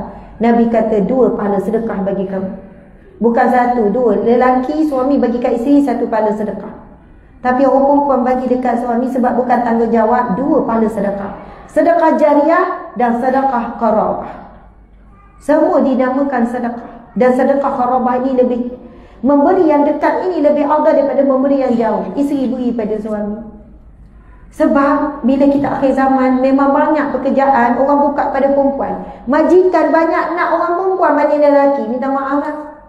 Saya bila buat interview, lelaki datanglah seorang, perempuan 20 orang. Tak tahu mana pergi lelaki. Bila interview tu, memang perempuan juga bagus, kerja cekap, pengalaman. Bila buat kerja pun minta maaf lah. Yang boleh buat siap kerja daripada awal sampai ke perempuan juga. Kadang yang lelaki nak kena push, nak kena cakap kerja pun. Alah kamu ni, saya dah cakap. Kena cakap 10 kali. Saya risau sebab saya ada anak lelaki 3 orang. Saya kata saya tak nak anak lelaki ni jadi beban dekat syarikat besok. Orang lelaki duduk, tunjuk-tunjuk muka, main-main, lepas tu balik kerja. Tak serius, tak sungguh-sungguh. Orang perempuan kan jenis macam tu. Serius, sungguh-sungguh apa semua. Sebab itu tak pelik hari ni pendapatan wanita. Bila dia buat, dia jadi dia buat. Kalau dia berniaga tu, jadi dia berniaga. Kalau dia dah buat online tu, sungguh-sungguh dia buat online. Tapi jangan apabila rezeki datang daripada kita, kita jadi sombong dengan suami. Sebab itu ada wanita kan, dia memang tak puas hati dengan suami. Ini ramai. Bukan saya tuju kisah sekarang. Saya tak nak komen langsung kisah yang viral sebab kita tak tahu apa yang berlaku sebenarnya. Tak ada kaitan. Saya selalu sebut dah perkara ni. Isteri datang, ustazah, saya yang kerja teruk, saya yang tanggung tu tanggung ni. Saya cakap apa? Kalau puan redha, Allah dapatkan rezeki dalam keluarga melalui puan, insya-Allah inilah pahala yang sangat besar. Saya macam mana saya nak berlapang dada ustazah, saya kan boleh nak suami usaha suami yang tanggung semua. Saya cakap macam ni, puan doa, ya Allah berikanlah aku rasa redha, engkau memilih aku menjadi asbab rezeki keluargaku. Lepas tu ada pula ustazah saya lah dalam rumah tangga yang selalu suruh semayang, suami saya buka mulut pun tak nak. Suruh ngaji Quran, suruh zikir. Suami saya tu macam tak ada fungsi je ustazah. Anak tak semayang pun tak ada dia nak bising.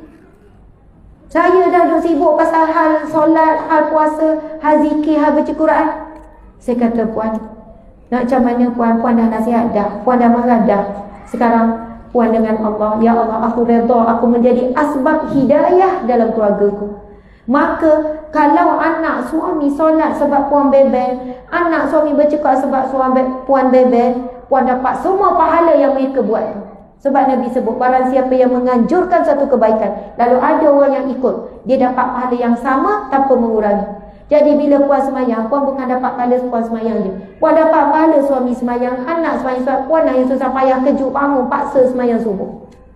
Kalau kita faham nilai melihat sesuatu dengan kacamata akhirat, bukan kacamata dunia, bukan buat pembandingan dengan orang jiran sebelah, dengan orang dalam Facebook, kita akan rasa, ya Allah aku kejar akhirat. Akhirnya Allah akan buat suami berubah, anak berubah. Okey, adakah kita perlu berdiri sewaktu kita nak menunaikan solat sunat secara duduk? Solat sunat sebenarnya boleh duduk, yang sehat pun boleh duduk. Nak duduk pun boleh, duduk atas kursi boleh. Tapi pahala separuh. Tapi kalau kita nak dapat pahala penuh, kita tak boleh sujud, kita boleh kena berdirilah waktu berdiri kalau mampu berdiri. Itu simple ya. Sebab itu kalau boleh kita jangan tinggal solat sunat. Yang Nabi pesan kepada seorang sahabat, jangan kamu tinggalkan solat sunat witir sebelum tidur, dan solat duha setiap pagi 2 rakaat. Nabi pesan jangan kamu tinggalkan. Jadi selepas solat isyak sebenarnya bukan senang lepas 4 rakaat nak bangun 3 rakaat solat witir, betul tak? Solat je duduk, walaupun kita boleh berdiri. Lepas bagi salam duduk. Sekejap je baca Fatihah. Kau rasa malas sangat, tak perlu nak baca mana-mana surah. 2 rakaat bagi salam, lepas tu tambah lagi 1. Solat witir sekurang-kurangnya 3. Kalau tak cukup masa barulah boleh ambil 1. Tapi kita ni kalau dah buat 1 je lah namanya. Solat witir paling sekurang-kurangnya 3. Tapi 1 pun diterima. Itu pun ada perbahasan ulama. Dan itu pun Nabi sebut apabila tidak cukup waktu, maksudnya dah tinggal nak masuk subuh dah, tak sempat 3, boleh buat 1. Jadi solat sunat memang boleh buat duduk, tak ada masalah. Ada keringanan. Daripada tak solat, lebih baik solat walaupun duduk. Tapi kalau berdiri dapat pahala penuh. Duduk bagi yang sehat dapat pahala separuh. Duduk bagi yang sakit tetap penuh sebab dia uzur. Ustazah nak tanya, hakkah darjat isteri solehah pekerjaan? Nak tanya, naikkah darjat isteri solehah pekerjaan dan orang sekeliling masih pecahan juga? Okey, dan orang sekeliling main peranan juga tak? Okey. Naikkah darjat isteri solehah pekerjaan dan orang sekeliling ikat? Okey, tak apa, cuba baca. Dah habislah soalan. Wah, laju saya. Berdasarkan isteri yang berkecil hati kepada suami, macam mana nak jadi isteri yang redha dengan suami? Apa salah pula kecil hati dengan suami? Suami pun manusia biasa, bukan malaikat. Normal lah kecil hati dengan suami.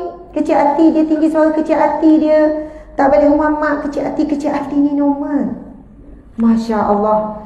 Ini kan kalau tak jawab ni mungkin ingat kecil hati pun berdosa. Tu apa sekarang? Apa tekanan dalam hati? Kadang nak marah kat suami, maki dalam hati, berdosa tak? Faham tak? Tak keluar kat mulut ni, dalam hati ni. Dalam hati je, contoh dalam hati je.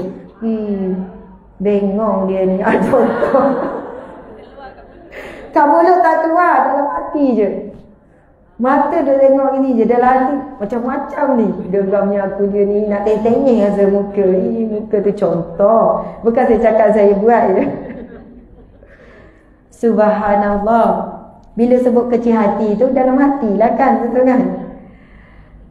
Berkenaan ni jadi panjang sikit, tapi saya cuba ringkaskan. Masa ni turun ayat firman Allah, sesungguhnya apa sahaja yang kamu lakukan akan dihitung, bahkan apa yang terkandung dalam hati. Lalu para sahabat pergi jumpa Nabi menangis-nangis teresak-esak. Ya Rasulullah, engkau perintahkan kami solat, kami buat ya Rasulullah. Engkau perintahkan kami puasa, kami buat ya Rasulullah. Dan engkau perintahkan kami jihad pun kami buat ya Rasulullah. Tidak berat, kami buat ya Rasulullah. Tetapi bila turunnya ayat ini, kami tidak mampu ya Rasulullah. Tak mampu apa? Tak mampu nak jaga lintasan hati ini. Ya Rasulullah, kami tidak mampu. Kemudian Nabi jawab apa? Kenapa kamu berkata, kan firman Allah ni, ayat yang firman Allah dalam ayat yang ke-3 terakhir surah Al-Baqarah ni. Nabi kata, kenapa kamu berkata, kenapa? Adakah kamu nak mengikuti seperti mana orang Yahudi yang bila turun perintah sami'na wa asaina, kami dengar dan kami tak taat. Tapi jawablah, lalu Nabi beri jawapan apa? Kalau kamu rasa tak mampu, kamu kena jawab sebagaimana firman Allah ayat kedua terakhir dalam surah Al-Baqarah. Ayat apa? Amanar Rasul. Okey, kita tengok ayat tu.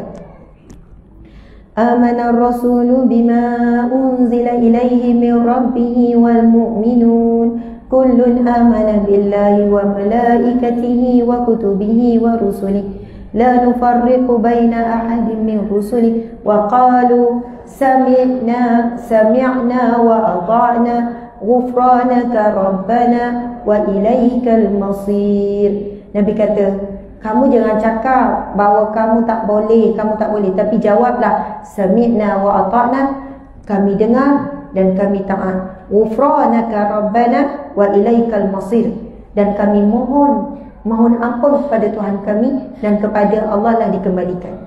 Soalannya, walaupun kamu rasa berat nak jaga apa yang terlintas dalam hati, tetapi kamu jangan jawab tak mampu dan tak nak taat, tapi kamu jawablah saya dengar dan saya taat. Namun ya Allah, ampunilah dosa-dosa yang mana terlepas juga tu. Faham tak? Ya Allah, ampunilah. Astaghfirullah tu yang saya kata astaghfirullah tu melapangkan dada. Ya, sebab apa? Selepas itu, berkat sahabat Nabi menangis ni, sebab kata kami tak mampu nak jaga lintasan hati. Kita kan tengok orang jalan slow pun dalam hati slownya jalan higit kaki. Tengok orang duduk laki bini kat traffic light macam bergaduh je. Kan semua yang nampak boleh terlintas kat hati. Ustazah ni besar rupanya bulat daripada depan, contohlah apalah kan. Subhanallah. Bukan senang nak jaga lintasan hati, betul kan? Kadang tengok muka perempuan, muka lain, tangan lain, bedak tebal, tangan hitam, contoh. Ada tu tengok pakai tudung labuh, tengok pakai tudung labuh, stokin tak pakai. Oh, bukan senang. Kita baru 2 hari pakai stokin dah tengok orang lain lah. Tu tengok kaki orang lain, isteri mak tak pakai stokin, dia baru 2 hari pakai. Contoh. Oh, bukan senang kan? Sebab itulah Nabi kata, walaupun rasa susah, mohon ampun je. Ghufranaka, istighfar. Sebab dosa yang terkandung dalam hati belum dicatat dosa besar. Bila jadi dosa besar? Bila keluar pada lidah, bila cakap. Itu yang Nabi jawab dalam hadis yang lain. Apa yang terkandung dalam hatimu belum dicatat, kecuali apabila dizahirkan pada lidah. Suatu kadang kecil hati, nak marah dengan suami, nak marah dengan siapa-siapa, kita marah dalam hati. Janganlah kita rasa tu buat dosa besar. Istighfar ini menggugurkan dosa kecil. Kadang kita sangka buruk terlintas dekat hati kan. Bukan senang. Nak marah dekat mak lah, nak marah dekat adik-beradik lah. Jadi istighfar, dia akan menggugurkan. Dan orang yang selalu istighfar, lama-lama hati dia pun mudah bersangka baik dengan orang. Susah nak kecil hati, susah nak marah. Alhamdulillah. Terakhir ni, nak tanya, nak naikkan darjat isteri solehah, persekitaran dan orang sekeliling main peranan juga tak? Memanglah main peranan, tapi tak dapatlah saya nak jawab panjang lebar. Semua main peranan. Terakhir, puan-puan, ibu-ibu, para wanita sekalian, apa yang kita tengok, apa yang kita dengar masuk ke dalam hati dan membentuk akhlak kita. Jadi tolonglah tapis apa yang kita tengok kat media sosial tu. Tolonglah tapis apa yang kita dengar tu, supaya hati kita ni baik. Soal nak jadi isteri soleh adalah soal kita dengan suami kita, bukan kita dengan suami orang lain, bukan dengan isteri orang lain. Hal kita, rumah tangga kita. Jadi tak payah kita menilai diri kita ni teruk sebab tengok isteri orang lain lagi lembut dengan suami. Memang Allah dah buat kita macam tu. Jadi kita berusaha lah wajah yang manis, hormat suami, cakap elok-elok, nak minta sesuatu dengan elok, kalau bergaduh, kalau buat salah maafkan. Dan kepada siapa yang suami dah meninggal ataupun dah berpisah, jaga betul-betul sebagaimana kita nak kita dijaga. Dan tolong, walaupun bagi sinis-sinis, bagi umum-umum, jangan bagi gambaran seolahnya nak buruk-burukkan. Minta maaf lah ya, saya bukan pasal isu semasa. Kita tak payah nak cakap isu semasa. Kebanyakan kalau orang berpisah kat kampung, satu kampung tu dengar kisah buruk, betul tak? Sebab itu kadang nak komen orang lain kat media sosial, macam lah tak pernah cerita pasal keburukan, macam semuanya terpaling sembunyikan aib. Macam tu lah. Jadi orang ramai, orang kampung, mak saya cakap macam tu lah malam tadi. Saya balik dalam kereta kan, mak saya duduk ikut isu lain. Saya cakap dekat mak saya, mak isu tu dah sejuk dah mak, sekarang isu panas, isu ni. Saya duduk cakap, nak pancing mak saya. Mak saya jawab apa? Dia apa nak sibuk pasal rumah tangga orang? Padahalnya kalau siapa-siapa berpisah kat kampung pun sama lah, yang keluar cerita buruk, mana ada cerita baik-baik. Dia orang tu berpisah sebab suami dia baik sangat, isteri dia tu baik sangat. Mana ada kalau berpisah keluar benda yang tak elok lah. Jadi mak saya kata, kalau adik-beradik orang kampung ke siapa, memang macam tu. Kenapa pelik sangat kalau benda tu berlaku? Nampak buruk sangatlah, isteri tu terkeluar, suami tu sekian-sekian. Yang teruk adalah akhlak umat Islam hari ini, terlalu mengambil tahu berlebihan hal yang tidak berkaitan. Akhirnya buang masa, nasi pun tak masak, duk baca gosip tu je. Lepas tu gaduh dengan laki marah. Lepas tu dia pun kait dengan macam-macam. Awak ni sibuk sekali tak masak, gini. Suami tak layan sebab isteri ajak gosip. Orang kita nak dengar. Subhanallah. Terima kasih banyak-banyak. Mohon maaf salah dan silap. Kita bertemu lagi insya-Allah pada lain masa, paling waktu. Mudah-mudahan dapat manfaat. InsyaAllah kita mati sebagai wanita salihah, isteri salihah, hamba Allah yang salihah, dan dikurniakan husnul khatimah, dikurniakan jannatul firdaus bighairi hisab wa ghairi azab. Amin ya rabbal alamin.